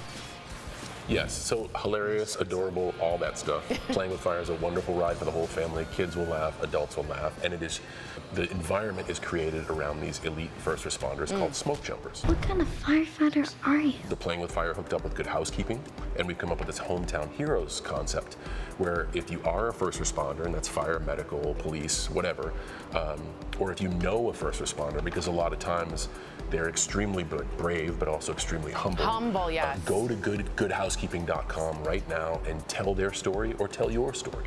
Amen. We bow down here to any first responder, and I'm so glad you're giving them the spotlight they so well deserve. Besides being a WWE star, you might be known for how nice you are. You've done more Make-A-Wishes than any other human being. Talk to me about that. Thank you very much for bringing up the Make-A-Wish. It's something that provides me with constant joy and constant fulfillment. It's an indescribable feeling to see the happiness and the joy on the faces of the children and the families that I meet. Wow. So if you're out there and you're listening, take the extra step, take the extra second, and try to choose kindness. Well, thank you. You are such a gentleman. What a pleasure. Thank you so much. I appreciate it. Thanks again. Thanks.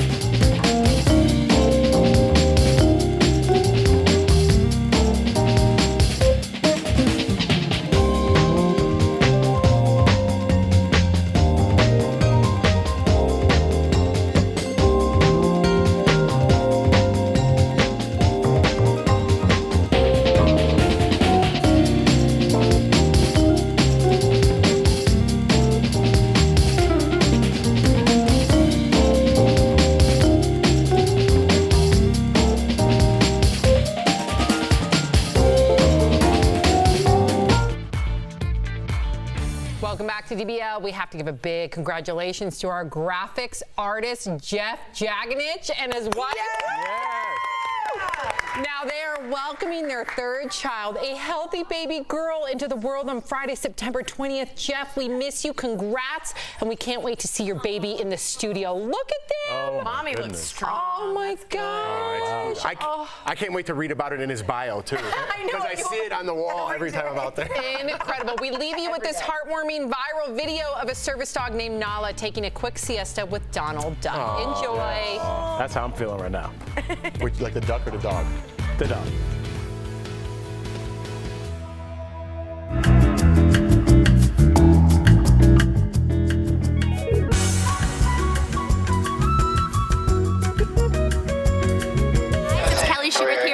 Digital team. Congratulations to Jeff and his family. We've all been waiting anxiously for that baby to arrive in this world, so we're really happy she is finally here and happy and healthy. DBL Nation, thanks for joining us today. I wanted to tell you about our podcast. Jeff and I are actually wrapping up our Big Brother podcast. Boo, I'm sad. But the season, of course, is coming to an end. We've got one more episode left. A big episode, obviously. Big things going down. Let me know if you watched yesterday. If you did watch last night, let me know. And let me know what you think. Who do you want to win? Who do you want to win, basically? Who do you think deserves to win, and who do you want to win? Give me both. Our podcast is called In the House with Jeff Schroeder and Kelly Schuberth. It airs every Friday, and we do it every Friday so we can recap what happened in the house throughout the week. Jeff gives us, his insider information after he was a house guest for 2 weeks. 2 weeks. He was a house guest for way longer than 2 weeks. He was a house guest 2 times on Big Brother. I, myself, am just a super fan, so we like to break down all the drama in the house. You can find it on iTunes. You can find it on Spotify. You can find it on Google Play. You can find it on Stitcher. And you can find it on TuneIn. Boom, that's all 5. And you can also find it on iHeartRadio, we hear. All right, guys, we've got a great show coming up for you. Please write us in about our 5th host. Do you think it's ever okay to spank your child? That's our topic today. A lot of people are writing in. They feel very passionate about it. I really want to know what you think, so please send us your DBL take on that topic, and you may hear your comment on the show. All right, guys, great show coming up for you. Bye-bye.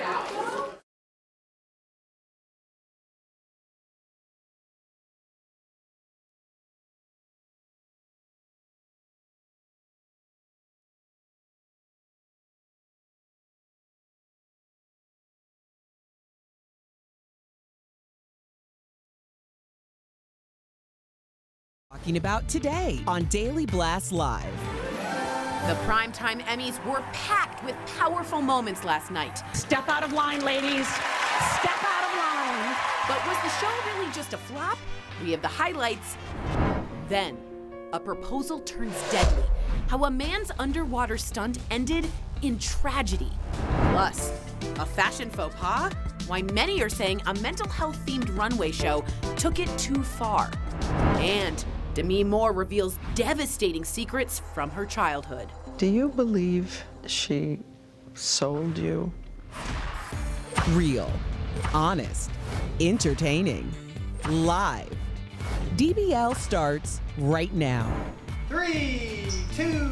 Welcome to DBL. It is Monday, September 23rd. I'm here with Tori, Erica, Jeff. I am Sam. Let's get right to it. Hollywood loves an award show, but are people still tuning in? That's the question. Billy Porter did make some Emmys history when he became the first openly gay black man to win Best Actor in a Drama Series for his role on Pose. Jarrell Jerome, at 21 years old, took home the award for Outstanding Lead Actor in a Limited Series for his role in When They See Us. Watch. This is for the men that we know as the Exonerated Five. It's for Raymond, Yusuf, Antron, Kevin, and King Corey Wise. That was an emotional moment, but another one that I want you guys to check out. Alex Borstein dedicated her award for Best Supporting Actress in a Comedy Series to her grandmother. You gotta see this. To my grandmother, Naji, they are immigrants. They are Holocaust survivors.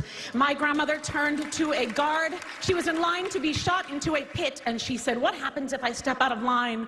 And he said, "I don't have the heart to shoot you, but somebody will." And she stepped out of line, and for that I am here, and for that my children are here. So step out of line, ladies. Step out of line.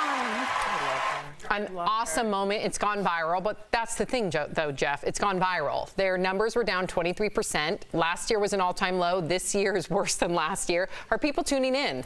No, I don't think so. They're not. You know what I mean? There's too many award shows. Celebrities are too accessible nowadays with social media. It used to be like, oh man, it's like a white tiger. You saw like Robert De Niro somewhere. So now it's like there are true. pigeons everywhere. I don't care about this pigeon. You know what I mean? Your animal metaphor and analogy was excellent. I go to the zoo a lot. I got young kids. I like it. But my thing is, it's like, where's the quality of work? Listen, I love Game of Thrones. They had an awesome run, but this last season wasn't that great, and they took home 13 Emmys. Yeah, that's ridiculous. It was too dark to watch, literally. Like, I thought something was wrong with my TV. There's Starbucks cups on set. There's water bottles on set, and you take home 13 Emmys? That's what an Emmy is? Yeah, I kind of agree with you. I just also think there's too much saturation of content.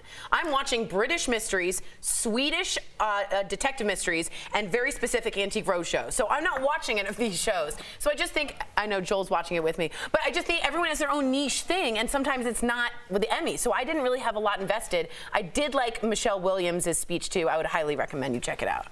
I think it's, and I hate to say it, celebrity fatigue. She said it so quiet. Yeah, celebrity fatigue.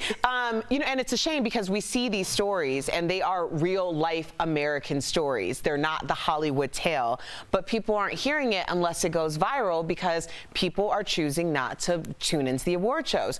I don't know if it's specifically because of the political realm and how many celebrities have been using it for their political agendas, or if it's the idea that we used to, like you said, like celebrities used to be like, you never got to see them. Now you know everything that they're doing at all times, and now the award shows feel like, okay, well, you're just, kind of patting yourself on the back and we're watching. Chime in, DBL Nation. Do you disagree? Well, environmental activist Greta Thunberg isn't holding anything back at the UN. Raquel, please fill us in. Well, Sam, right now Greta is chastising world leaders at the UN Climate Summit in New York in a passionate speech. I should be back in school on the other side of the ocean. Yet you all come to us young people for hope. How dare you?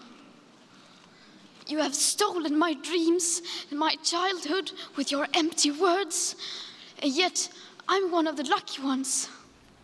The 16-year-old activist told leaders the younger generation won't let them get away with this.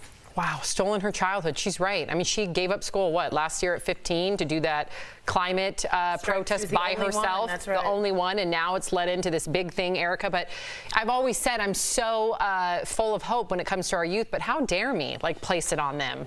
Like, really? They're the ones that have to solve all of our problems, from gun reform to the climate crisis? Well, in a lot of ways, it's par for the course. We just haven't been talking about it. We are responsible somehow for the sins of our fathers and mothers. That's how this life has been. The problem is we've run out of time and resources. So now, the same way that we were all brought up thinking that there will not be any Social Security, they're thinking there will not be a planet. Right. Wow, Yeah. that's the vast difference, though. Yeah, and I just want to bring up, she does have some form of Asperger's. Yep. If you thought she was talking like she was in a play or something like that, that might be why. Don't listen to how she said it. Listen to what she's saying. But there is something, to be honest, about the way she says it. It is. It's captivating, but some people I see, or like might look and might make fun of her in some sort of way. So I want to take that away right away and listen to what she's saying, not how she's saying. Yeah, I agree. Great, yeah. All right. The woman at the center of one of the most talked about sexual assault cases is finally revealing herself. You might remember Brock Turner. He was convicted of 3 felony sex crimes, but only served 90 days in jail. Well, now his victim is talking about her experience on 60 Minutes. Watch. Because instead of investigating the crime that's at hand, we interrogate the victim and go after her character. And you just have to sit on this stand while this is happening, and nobody can object. Nobody can say that's enough. I can't say don't talk to me like that. You just take it. Jeez. Tori, is sexual assault treated differently, in your opinion, on college campuses than in... Oh my gosh, yes. And I love my school, state school, University of Michigan, go blue, I will always love it. But it was a big frat school, okay? And girls knew what to look out for. We looked out for each other. Not one person I knew would have trusted a campus police to really, really file a secure, detailed investigative report. It just felt like they were rent-a-cops, and I'm not trying to put anyone down. The way we felt was you go in a group of girls, and those girls are your security. There was never a sense that anything in a frat house would ever be discussed, divulged, because the boys would back themselves up. There was none of that. Now, I do think things have changed. So I went to school in 2000 to 2004. I don't think that's what it's like anymore, and I hope it's not, but that's certainly the way I felt when I went. I don't know about you guys. I can understand why people feel like it's worse in college campuses. I don't know if it's worse in college campuses. Just the idea of the rumor mill is greater in college campuses. I think that we have had a tremendous problem on and off college campuses with sexual assault for quite some time. And the code of silence is also there to protect institutions. It's there to protect, because once one person is implicated, people feel like everybody gets implicated, and the victim is never considered, because like we've talked about a lot on the show, including with Dale Hansen on Dale's dbltake, the idea of keeping the victims anonymous has only helped society make them less than human. So now we're not talking about someone I can relate to. We might as well be talking about chattel, because they're not a real person. They don't have a face and there's no emotions. And then when some overzealous attorney is trying to defend his POS client, then he takes it out on the victim who's on the stand. And there's no justice for that. And you just hope that you're strong enough to handle something like that. I'm so glad you brought that up, Erica. And Jeff, chime in, but the reason why she named her memoir is Know My Name, because exactly what you just said. Her name's Chanel Miller, by the way. And I agree with all you guys. I don't want to victim shame at all. And we've all been on college campuses. We all went to college. We know what that's like. Like, I hope, like you said, it is changing a little bit. But I've been hearing stories lately, and it's a small percentage, but I do have 2 young little boys. And it seems like the university is striking first, trying to defend these victims, and finally, then to get to the bottom of the story. I've heard one case where a man was passed out, received oral sex. He was ejected from the university. I've multiple cases where there was no alcohol involved. It was just one athlete with a trainer. He got, because they had sex, he got ejected, actually suspended from the school for 2 years. There's multiple cases where there's actually consensual proof that whether it's email or text message, and the man always gets ejected from the school. It needs to be fixed from the top down. So the only reason I'm saying that is because it's small percentage. Like I said, I have 2 little boys, and I have to talk to them. And I think parents should be talking to their kids at a young age. Before they even go to grammar school, I'm going to say, this is how you treat a woman. You have to be aware of your surroundings. You have to know what's going on. You have to respect her. I'm going to teach my kids this at a very young age, and I know it's very uncomfortable for people to have that conversation, but I think it's a must in today's day and age. Don't you think that that is almost like lucky for you that you're able to start this journey and say this early because the code of silence has been broken. Oh, yeah. I mean, the things that you said, and I understand that things like that happen. It's a very tiny percentage, Exactly. but it's also an example of the pendulum swinging because we have such egregious offenses like Brock Turner, and the idea that this kid got away with it, but also started a movement because people are like, this cannot be unacceptable. Okay. Yeah. So now parents, like yourself, get to make that decision from early on, understanding what respect is, what consent is, how you handle these things from very young so that you're not mixed up in the head when you're 18 years old going to college, you know? Absolutely. You got to have those conversations. Great conversation here.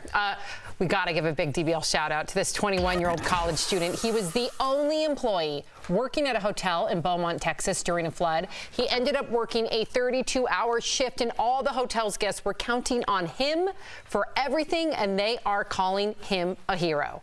Wow. He cooked all their meals. I know. And his dad couldn't come pick him up, so he had just stayed there, and then other people from other hotels came, and he had to cook them their meals. It's unbelievable. He could have easily just sat it out. Dude. He could have. He could have been like, I'm off my shift. I'm sitting this one out. But he knew it was time to rise. That's not the Beaumont way. Yeah, you're from Beaumont. Yeah, I'm not from Beaumont. Your family. My mother's family's from Beaumont. Big Mama was from Beaumont. That's the Beaumont way. Have you ever stayed up for 24 hours, let alone 32? You're delirious. If someone's like, can I borrow your pen? Yeah. They might get tackled to the ground, let alone cooking everybody's meals for them. Unbelievable. Here's your mac and cheese. Yeah. I hope he gets something somehow. Yeah. I mean, I know for him, he probably just feels fulfilled, but I hope he gets rewarded. I think Under Armour, do something where don't sweat it. You know what I mean? Under Armour's a clothing brand. Old Spice, something. Wow, nailed it. Ouch. DBL's Live coming up. Demi Moore's shocking revelation. She says her mom made her do the unthinkable when she was just 15 years old. Plus, a troubled gang member turns his life around and becomes a surgeon. Talk about Monday motivation. And you, the viewer, are our fifth host. A debate about spanking ignites on Keeping Up with the Kardashians. So is it ever okay to spank your child? Your comments next.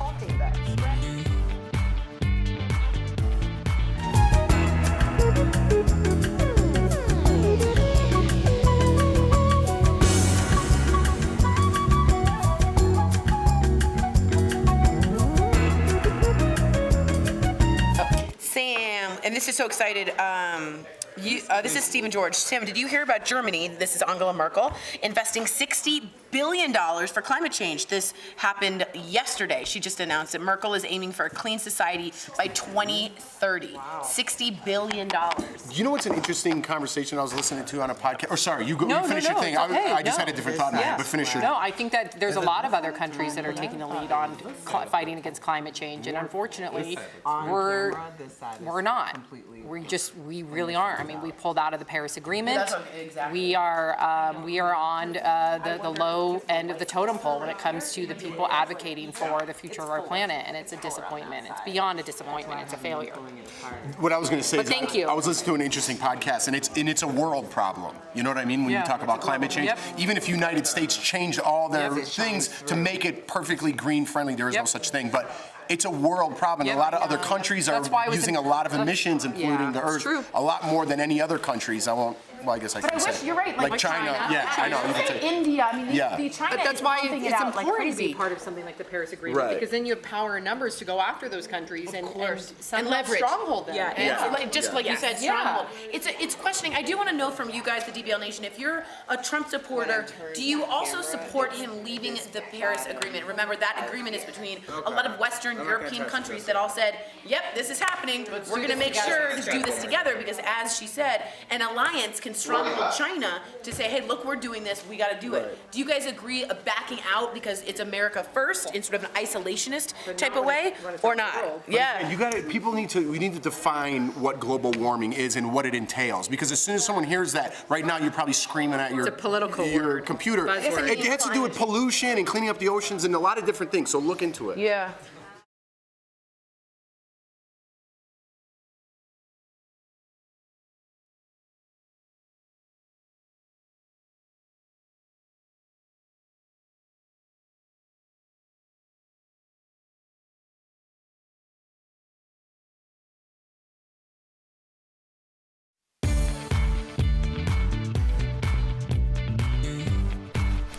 Welcome back to DBL. It is time for Fifth Host when we talk about what you're talking about. Kourtney Kardashian's nanny quit after her 6-year-old Penelope lashed out scratching her caretaker, and it sparked a heated debate. Check it out. You would whoop Penelope's if she scratched you? I would give her a spanking for sure. My daughter? What are you talking about? Scratch me You in would my whoop face. my daughter's if she touched a little 6-year-old girl?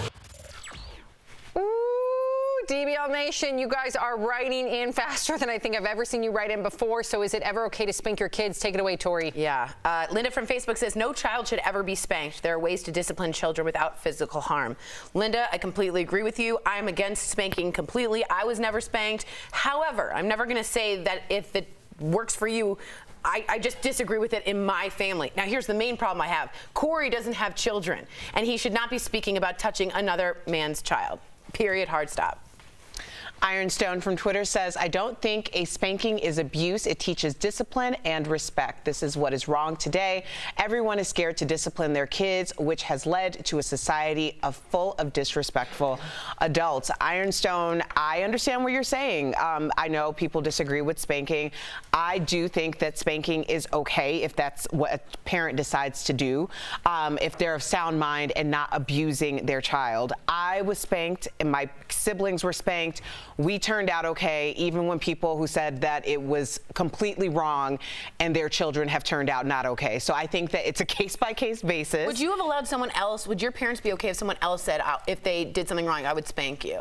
Do you know what I mean? So in my day, if Big Mama decided that we needed to be disciplined, then that was something different. I don't recall someone who was not a member of our family. No, I've never been experienced anything like that, which I think is completely inappropriate. Absolutely. All right, Michael from YouTube says, I never find an excuse to use violence on children. That is merely the parents' frustration. This has always been a problem.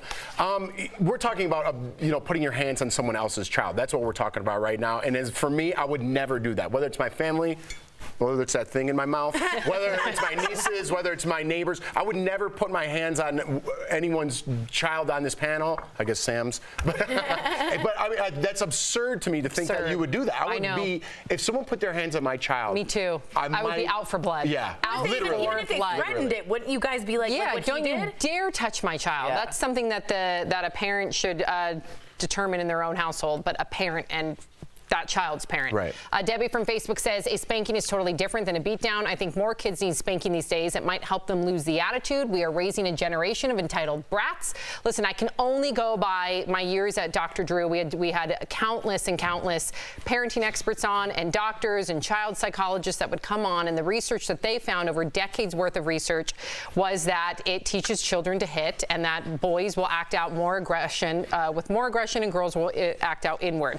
Now, again, you have to look at the variables, like how do you decipher between a spanking and a beatdown? So I do know that sometimes those studies could be flawed, but I personally am against spanking, and if somebody outside of my household spanked Sophie, oh my gosh, watch it out. I can't even imagine. Yeah. But thank you for writing in, DBL Nation. Coming up on DBL, a pricey fashion brand pushes the envelope with clothes that look like straitjackets. So did they go too far? And from the streets to the surgery room, a young doctor is proving anything is possible if you try. Next in Heart Threads.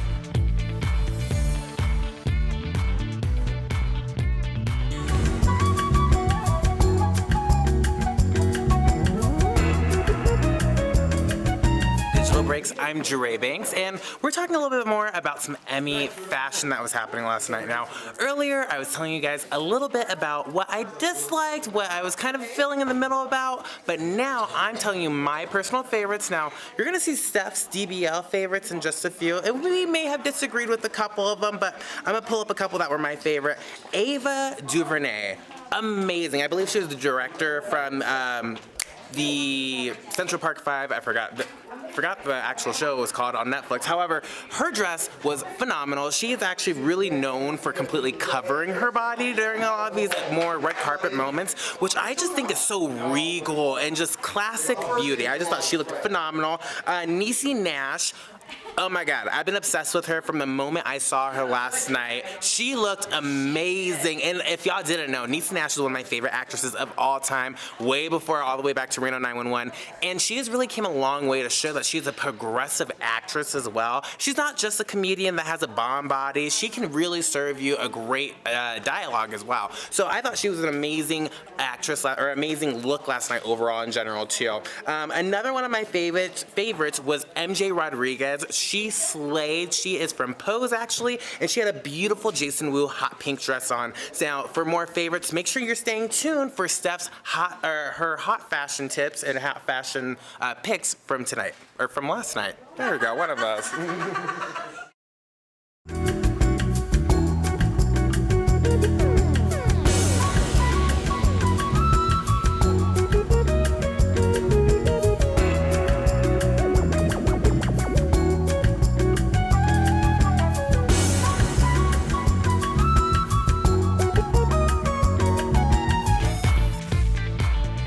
Welcome back to DBL. Now today's Hard Threads is all about a former gang member who turned his life around. Watch how he got on a different path, eventually becoming a doctor. This gang member turned doctor is proving that people can change. At the age of 6, Louis Godoy's parents immigrated to America.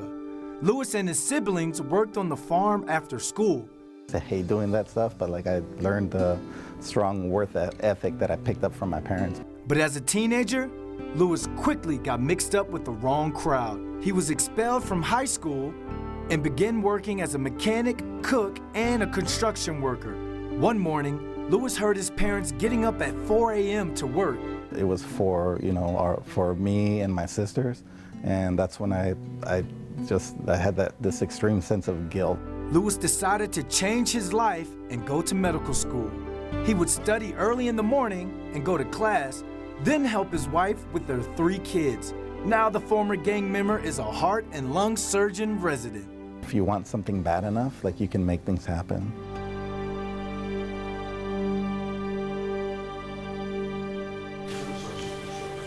If you want something bad enough, you have to make it happen. Great job, Louis. We'll be right back.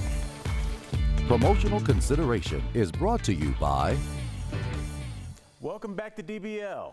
Edward James Olmos and Danny Pino is starring in FX's Mayans MC. I sat down with the acclaimed actors to talk about the 2nd season and more in today's Chatting with the Stars. Mr. Olmos and Danny Pino, welcome to Daily Blast Live. We're excited you guys are here. Let's get right to it. Danny, my first question is for you, my brother. Mr. Olmos is nothing less than a trailblazer in this industry. I want to know, and this is just personally for me, what was the first thing you did when you found out you were going to be working with him? The first person I texted, because unless I text this person or call this person, any accomplishment isn't real, was my wife. Yeah. And I said, you have no idea who's part of this cast. And she texted back a bunch of question marks. And I wrote, Olmos. That's beautiful. Now, Mayans MC is a bit of a change of character for both of you guys. Why did you guys choose such hard roles? This is a very difficult role. Here we go! I didn't read anything before I joined up. I joined up on just the concept of understanding that Kurt was doing it, he was writing it, and he wanted me to help him. And his intentions were really, he says, I really need your help to bring a sense of awareness to this project and give it validity, and I really need you to understand that we're going to dive deeply into this situation along the border. And then I started to read the script and started to watch it being done and said, oh, this is really A-class artistic endeavor. Talk, Angel. Nothing to talk about. My boys, they have no connection to my past. I buried it for a reason. It's about Mom. I know killed her. Mr. Olmos, Danny Pino, you guys are family now. Thank you guys for joining us here on DBL.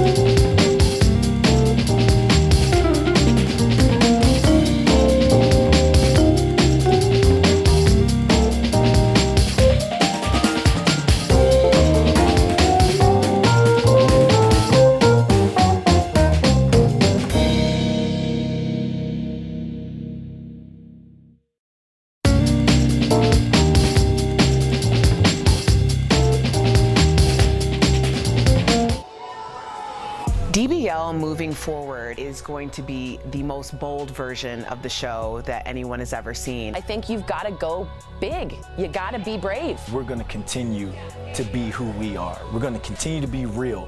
We're going to continue to be authentic. We're going to continue to talk about the topics that make people really uncomfortable. I just want to continue that chemistry between ourselves and the DBL Nation, because I'm so appreciative of them. We'll start to do that. People will start to talk, and we're going to see this whole show just mushroom cloud.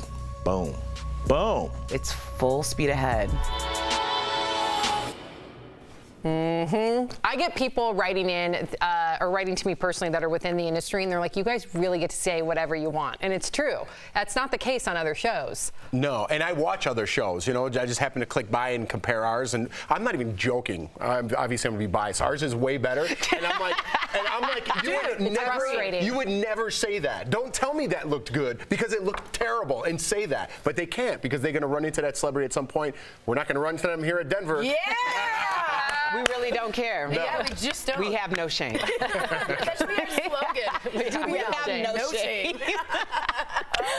Mia says there's a big difference between a little slap and beating a kid. Apples and oranges, we have to have duality of thought. Deborah says physical violence is the same no matter what. It all sends a bad message to the kid. Two directly opposing views. Interesting. Yeah, that's our show. Yeah, it is. Here's what's coming up next on DBL. Demi Moore reveals the sad and shocking truth about her childhood. What she says her own mother made her do. I don't think it was a straightforward transaction. Then, fashion emergency. Did a pricey brand take advantage of mental health on a runway show? And speaking of fashion, the best and worst looks from the primetime Emmys, the styles everyone's talking about, and the ones we'd like to forget. When DBL comes back.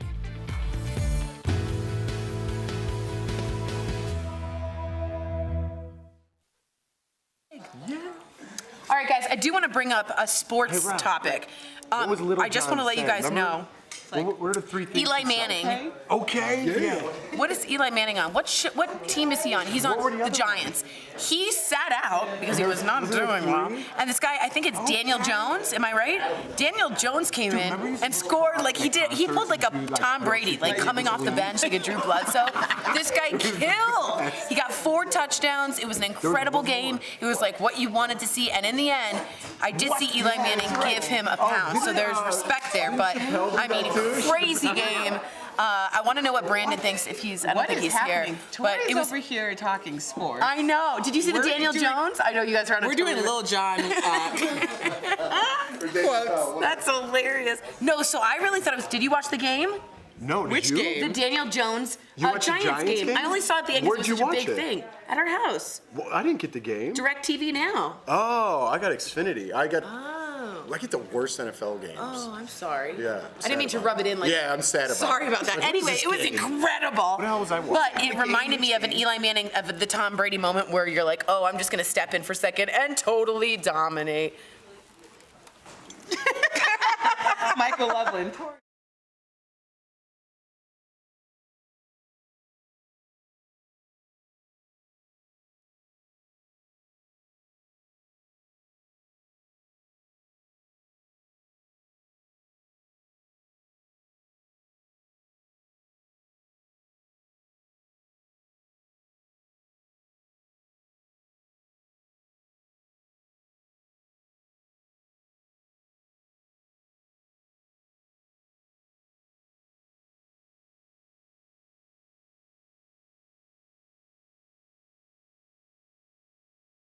It's Daily Blast Live. We're talking about what you're talking about.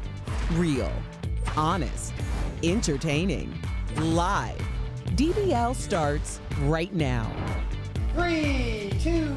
Welcome to DBL. We are live, so let's get started. Well, with her book coming out tomorrow, Demi Moore opens up to Diane Sawyer on Good Morning America about a time when her mother prostituted her around. She was just 15 years old at the time. She was raped for $500. Watch. I don't think it was a straightforward transaction, but she still did give him the access and put me in harm's way. Wow. And Erica, we've learned a lot about Demi Moore over the last couple weeks as she's talked openly about this memoir and how traumatic her life has been. Do you think this was the catalyst for it? Well, I don't know. I guess we'd have to read the memoir to see, because I'm sure it wasn't the first time that something happened that was traumatic, and it likely wasn't the last. Anytime, I feel like when you, especially strong women, there's just something that you wear when you have your trauma that other people who have gone through similar things kind of see. It's like this, secret shield kind of thing. It's like the girl code. With Demi Moore, none of this stuff, although my heart hurts for that little girl, it feels like she must have been able to surrender this to be able to talk about it in testimony, teach for other people, which I'm really happy for her, because that's a very freeing experience. But it also tells me where a lot of her emotion comes from when she's portraying some of these roles that aren't too far from reality. It's a really good call. Yeah, it makes me wonder what else is in the book. We've talked about it, all the, like with Ashton Kutcher and this, and then with Bruce Willis. She talks about everything in the book. What else is in there that we're not talking about? So it sounds like she had a really tough life, and it's got to be cathartic for her to get all this out in the open, I would assume. I'm glad you said that, because she did mention, Tori, to Diane Sawyer, but the reason why, two reasons why she wrote the book. One, she wanted to find her truth again. So clearly she's still on that path of trying to discover who she is, even at her age. And she also said that she's doing it because she wished somebody would have spoken up when she was going through it. So she's hoping that it will be therapeutic for those that are going through it right now. Yeah, that's the same repose, that's not the word, prose we hear over and over again. If only someone had done that now, if only someone had done that now. That's Me Too movement. Someone wrote Me Too, and then everybody wrote Me Too, right? Because it took one person to break the ice, and we all want to share. So look, it's 2019, it's the age of transparency right now. That's why our show works, because we're real. She wants to just be real, and right now is the perfect moment for her to do so. Good for her, yeah, wow. Well, Queer Eye's Jonathan Van Ness has been HIV positive since he was 25. He shared his status with the New York Times, saying that day was just as devastating as you would think it would be. I want people to realize you're never too broken to be fixed. He also has a really powerful quote here, Tori. He says he's out and proud. He's an out and proud member of the beautiful HIV positive community. Do you think by him doing this, it lessens the stigma, or do you think that the stigma has been decreased quite a bit? Look, I really think the HIV positive stigma is still there. And I know we made a big jump with Magic Johnson. I think that was the biggest jump we had made. But something like this will move the social awareness decades farther by one guy doing that. It humanizes him. We're comfortable with Jonathan. He's in people's living rooms. He looks healthy. He is healthy. He's young. Someone just turned 100 with HIV positive in Portugal. So right now, another timing. Great timing to be transparent, but also great timing to put a name on the face of a faceless sort of stigma I still think is there. You know, it's interesting you brought up the Magic Johnson. I think the catalyst happened when HIV and AIDS started affecting straight white males, because until then it was considered a punishment for being gay. And there is still that subtext that's very alive and well around all parts of this country. So until people stop equating it with some type of punishment from God, that's weird. Then we're still going to have that stigma. I think for the people who are in more mainstream and the forefront, we're having real conversations about how HIV and AIDS actually happens, and the idea that it's no longer a death sentence. Right. So you now won't have any indication that someone might be infected, and that's probably for the best, especially when people are able to advocate and say, I am living a healthy life even with this disease. Really quickly, I just want to also mention, too, because I think this goes in line with Demi Moore. He also opened up about being sexually abused as a child by an older boy from church. And again, hoping that by he opening up will encourage others to open up. So good for him. I mean, really, Jonathan Van Ness, you are a leader and an inspiration. Huge. Well, imagine one of the happiest days of your life ending in tragedy. That's what happened to this man, Steven Weber. He was trying to propose to his girlfriend at an underwater resort.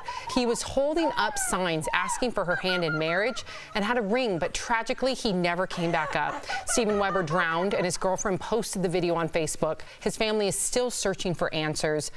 Jeff, what would you say to the people commenting that she shouldn't have posted this video, that it's too much? I mean, you could never control social media, nor should somebody try. I would never shame her for this. You know what I mean? This was the last moment she saw her husband. I think there's a lot of questions that are left up in the air, and maybe her posting this will answer some of them. Because if you go back and watch a video, you can see his hand with the ring. He's shaking, which to me indicates that he's nervous. He might be short on breath already at this point. So to me, he wanted to get that moment with his wife. But what happens now? How much? Where's the surface? How does he get out of there? I have a lot of questions myself, and maybe I'm sure she does as well. So maybe putting it online is going to help with some of that. And again, nobody could tell anybody how to grieve. This is probably the best moment of her life, followed by this horrific tragedy. Heartbreaking. And Erica, maybe she just wants the world to know that they're engaged now. Because what a difference between being boyfriend and girlfriend and being engaged. I mean, there's a celebration. You feel like that you've moved up in that relationship. And she even wrote on her post, like, I never got to tell him yes, but yes, yes, yes, yes, yes.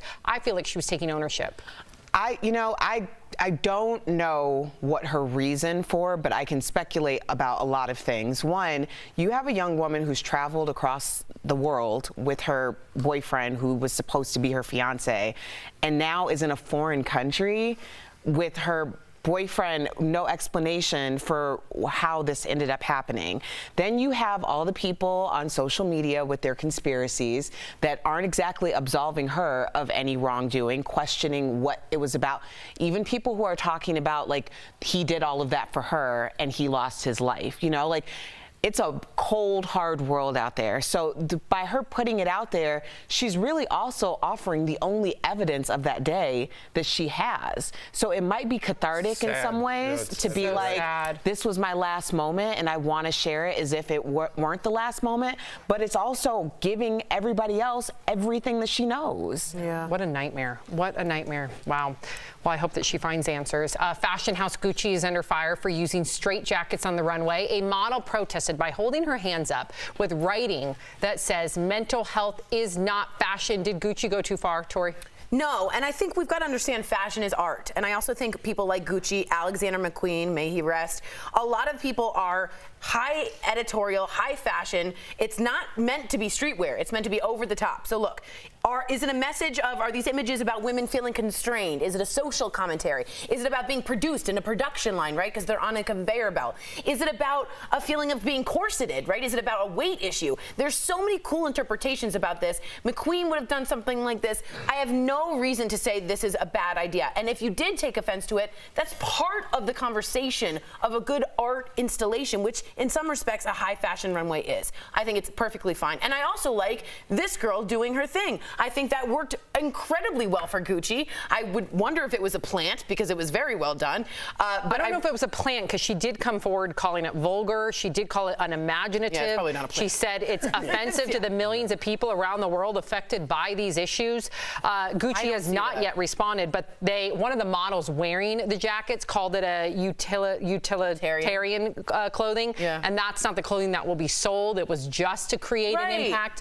But I will say, like, I think everybody can have a right to reaction. It doesn't mean that I'm going to boycott Gucci, but as someone that struggles with mental health issues, I do understand where she came from, and I do think it was a little tone deaf. It felt antiquated. It didn't feel new to me. But what if also the designer felt mentally ill during that time and felt kind of like constrained? I mean, that's part of their art too. That's fine, yeah. No, I think that the art really comes down to the protest and the juxtaposition between this major brand, even the way that the model holds herself. Yeah. It just feels like she has struggled with this. This is a moment for her to elevate. You mean the girl with this thing? Right. Yeah. A moment for her to elevate the platform, and I think it was very well done. Yeah, good on that model. What do you think, Jeff? Too much? It's too much. I don't think it's a big deal, in my opinion. You know what I mean? Fashion is, or any art is a form of expression about how you feel. And everyone always wants people to push the envelope, especially designers. Exactly. I'm not going to pretend to understand the fashion world because it's bananas in itself. You know what I mean? So doing this, I've watched a documentary on Gianni Versace. I understand how hard it is to get ideas out there. Now I'm somewhat of a pro because I watched that documentary. So, I see what these fashion designers go through. It's tough on them. It's tough to be great. Chime in, DBL Nation. A lot of people are talking about a certain cop in Florida. He arrested this 6-year-old girl at a school for misbehaving on misdemeanor charges. Here's what the girl's grandma said about it. No 6-year-old child should be able to tell somebody that they had handcuffs on them and they were riding in the back of a police car. And a mugshot. The officer has been suspended, but what would you do if your child or grandchild was arrested? Can you imagine? They're looking right into this. So first of all, this police officer wasn't allowed to arrest anyone under 12 without a supervisor, and he did a 6-year-old and an 8-year-old on the same day. Yep. Fingerprinted, handcuffed with no supervision. Now he's also supposed to be retired, and he's volunteering. There's a 1998 report out on this guy. I'm not going to say his name. I don't want to crash his whatever is going on, but about hitting his own child. I have a lot of problems with this. I think everyone should be up in arms. I'm so glad that grandmother went to the press, because as we said, sometimes it's the only evidence you have. No one would pay attention to you if you made a complaint. You go to the press. That's how you get it. So shame on that man. Well, the 8-year-old, the gender wasn't identified, I don't believe. But I have a lot of questions about why a grown man would have a 6-year-old little girl in custody in handcuffs with no supervision. Yeah, it's very And fair. the That is 8-year-old, alarming. regardless of what the gender is, why he has these little kids in custody with no supervision. That's alarming. the number That's one illegal. question to me, because the idea of a 6-year-old being arrested anyway is completely ridiculous, but really we're looking at the wrong thing here. That did not even cross my mind. That's why they say if you're under 12, you need not only a supervisor, but a commander to say it's okay. Yeah. So he was just out the of likelihood of abuse. It's very, very scary. I'm so happy to hear that he's suspended, and I hope that he's fired soon. Me I mean, too. considering that everything that we are reporting is accurate. The Boss is 70. Bruce Springsteen's birthday is today, but can you believe he's never had a #1 hit single? No, I Can can't. you believe that? That blows my mind. Me When you told me too. that, I was like, what? I thought for sure he would.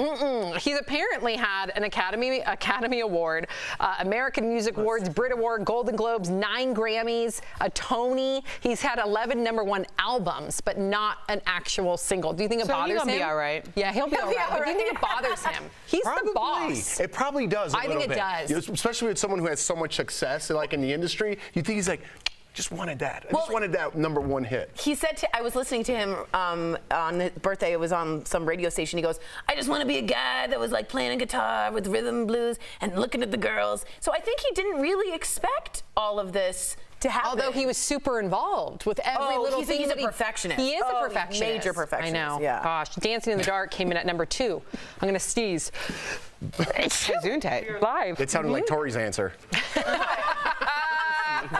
But yeah, Dancing in the Dark came in at #2 on the Billboard charts. That's how close he was. Coming up on DBL, the surprising benefits of making out. Ooh, you won't believe how kissing can really boost your health. And we're looking back at the best and worst looks from the Emmys. Will you agree with our picks? That's next.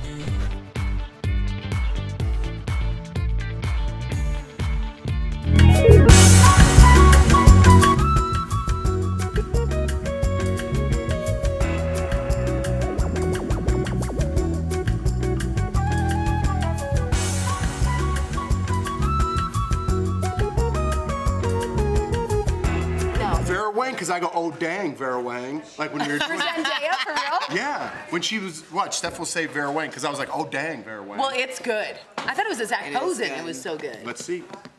I thought it was very good. So let's hear your takes on your favorite.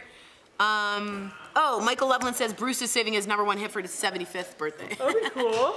That'd be awesome. No, but he's still please giving don't like stop. 3-hour tour concerts. Dude, he's in a new movie. The guy won't stop. Remember Streets of Philadelphia? Na na na na na na. There's the lyrics too, but it was really good. Bears versus Redskins, Monday Night Football. You want to make a little bet? The Bears are playing tonight? Come on. Oh, he knows. I already brought my stuff like ready to go. I got my hat. Are you ready? Go Washington. Go Redskins! So, do you want to make a bet? Yeah, you want to bet? Yeah, what should we bet? A Pokeball? Pokeball? Okay. Okay, cool. One Pokeball. I'll even give you the points. If there's a point spread, I'll give you the points. Okay? Cool. So it makes it even. Right. So just Do you ask know me what if I'm I saying? don't understand. So what you mean. if the Bears are favored by 3 points at the beginning of the game, it's 3-0. It starts Whatever that the way. final It's like score a is, you handicap. add 3. Oh, I see. So I don't know what the spread is. You can look it up, but I'll give you the spread. What's the spread? I'm learning. Yeah, the spread. Well, what do you guys think will be the Redskins or the Bears? Bye. Dre, who are you voting for? Redskins or Bears? Voting for The Bears. Yeah. the Bears. That's hilarious. That's so funny. See, Dre called it. It's a lock. It's a lock. Now we're excited. All right, get ready for our fashion. It's real good. Steph has a great rundown.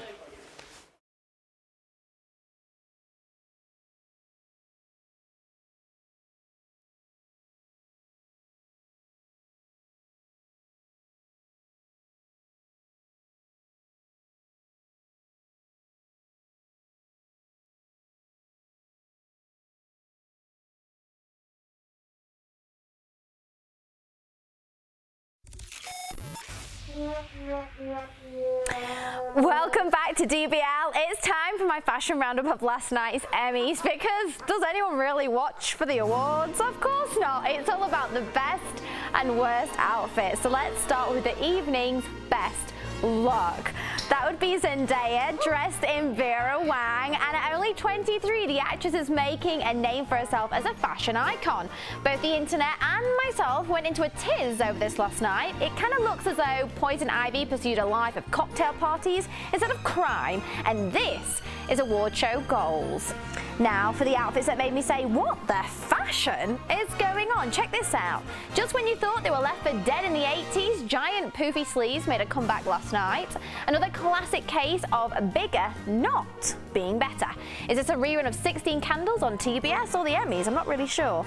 And Gwendolyn Christie's heavenly look left me feeling cursed, not blessed. The Game of Thrones actress looked like she cut a hole in an old shabby curtain and just shoved her head through it. I mean, I get that she's repping Game of Thrones and everything, but the show didn't even nominate her. She nominated herself, and then she showed up in this? That's a hard pass from me, love. Now, the looks that people can't stop talking about, but were they chic or weak? Starting off with Billy Porter's giant hat. I mean, this is the hat to end all hats. I'm giving this look a chic. I love how bold and fearless it is, and I can't say the same about the long tie, but overall, this is a statement, and that's what award shows are all about. I just feel sorry for the poor lad that sat behind him because he wouldn't have seen a thing. And Viola Davis swapped her heels for sneakers to present on stage. Is this chic or weak? Well, let's be fair. While we all secretly love a fall, looking at you, Jennifer Lawrence, nobody wants to actually trip and look like a fool. So, I mean, can we blame a girl for picking safety first? I say no. And that's why I'm calling this look chic, chic, chic. That's been your Emmys fashion roundup, and I want to know, what did you guys think of last night's purple carpet look, Sam? Ooh, Steph, first of all, I love all your choices. However, and you're going to be mad at me. Go on. I have a little thing for the puffed sleeves. Really? There was a lot. That one I love. There we go. Okay. Now you could press that one button I that we don't. started with for this dress. There you go. That one I love. So I'd say select poofiness. See, for me, I just feel like it looks like they've all been dipped in cotton candy and just been like rolled out onto the red carpet. I hear you. Sure. I agree with you so hard on Zendaya. She took my breath away. Gorgeous. I thought she was stunning. Gorgeous. I mean, look at that. That's like sexy. That's picture perfect. That is a picture perfect dress. You think that's going to be like anyone's Halloween dress? I think Halloween costume, I mean? I bet someone will.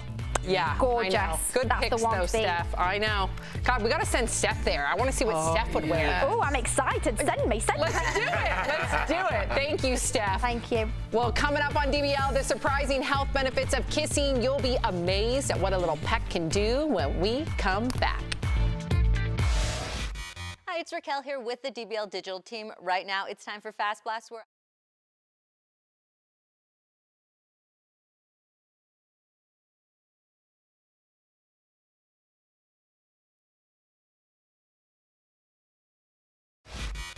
Hi, it's Raquel here with the DBL Digital team. Right now, it's time for Fast Blast, where I give you all the trending news you need to know in under 2 minutes. So let's get that timer up and get started.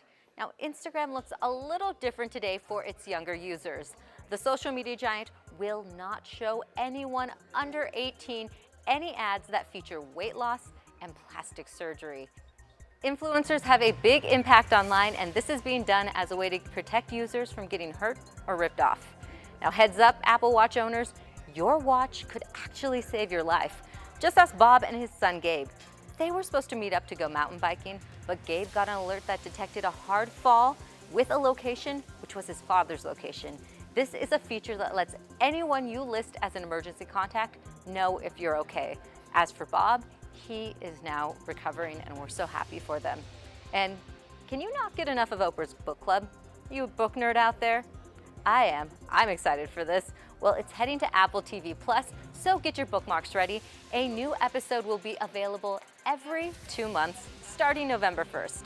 And get ready to look 100% like Lizzo. During an interview, the singer who brought us Truth Hurts is ready to bring us a fabulous fashion line. She says she's been feeling like a princess lately and needs her own clothing line. Just take all my money now. Just take it. Take it. Lizzo, I'll actually go bring it to you, because that's it for today's Fast Blast. See you next time.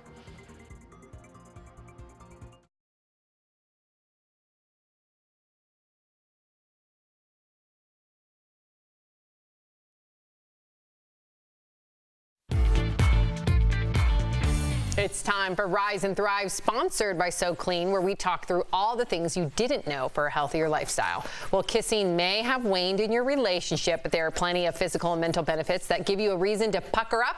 First, it reduces your blood pressure. While kissing, your blood flow increases and immediately brings your blood pressure down. And we all know stress can lead to headaches, but kissing actually soothes them by relieving stress. And lastly, it boosts your immunity by exposing you to new germs that strengthen your immune system.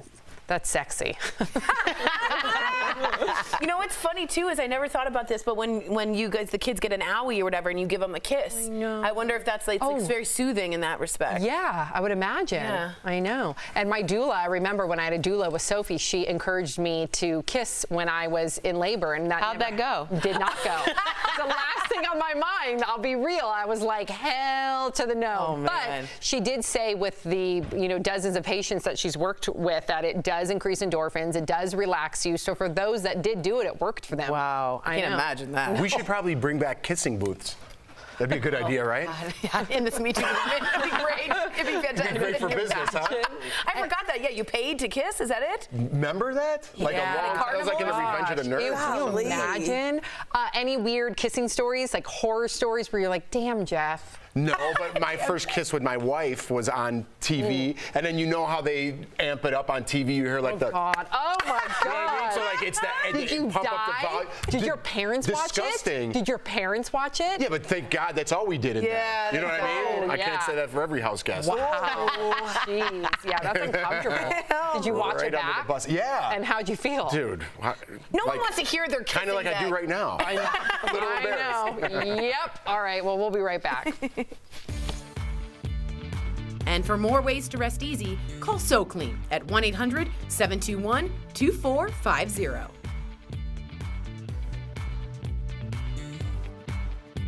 Promotional. Hey guys, welcome to our review of Ad Astra. I'm Stephanie and I'm joined by Raquel. Okay, so Raquel, we went to go and see Ad Astra the other day. What do you think? I think we're gonna have very differing opinions on this. For being a space movie starring Brad Pitt, it has everything I would ever want in a movie. Okay. I liked it for the fact that it shows what space and colonization might be like of planets when other humans get involved in other countries. I loved that aspect of it. Yeah. But towards the end, I thought it got a little cheesy. Okay, so I loved the kind of digital green screen special effects aspect. So I love seeing what it would be like in space. And I feel like it really transported me into that world. And I thought it was so beautiful. But for me, the actual storyline just went on a bit. There wasn't enough kick to the punch. Do you know what I mean? I felt like it kind of got like a little bit repetitive because I'm like, okay, anytime Brad Pitt hangs out with someone, we know what's gonna happen to them. Yeah. But like you said, it was beautiful to look at though. Yeah. Everything. The visual aspect. Yeah, and I kind of think It's like a little bit of a sci-fi masterpiece, but the storytelling gets a little murky towards the end.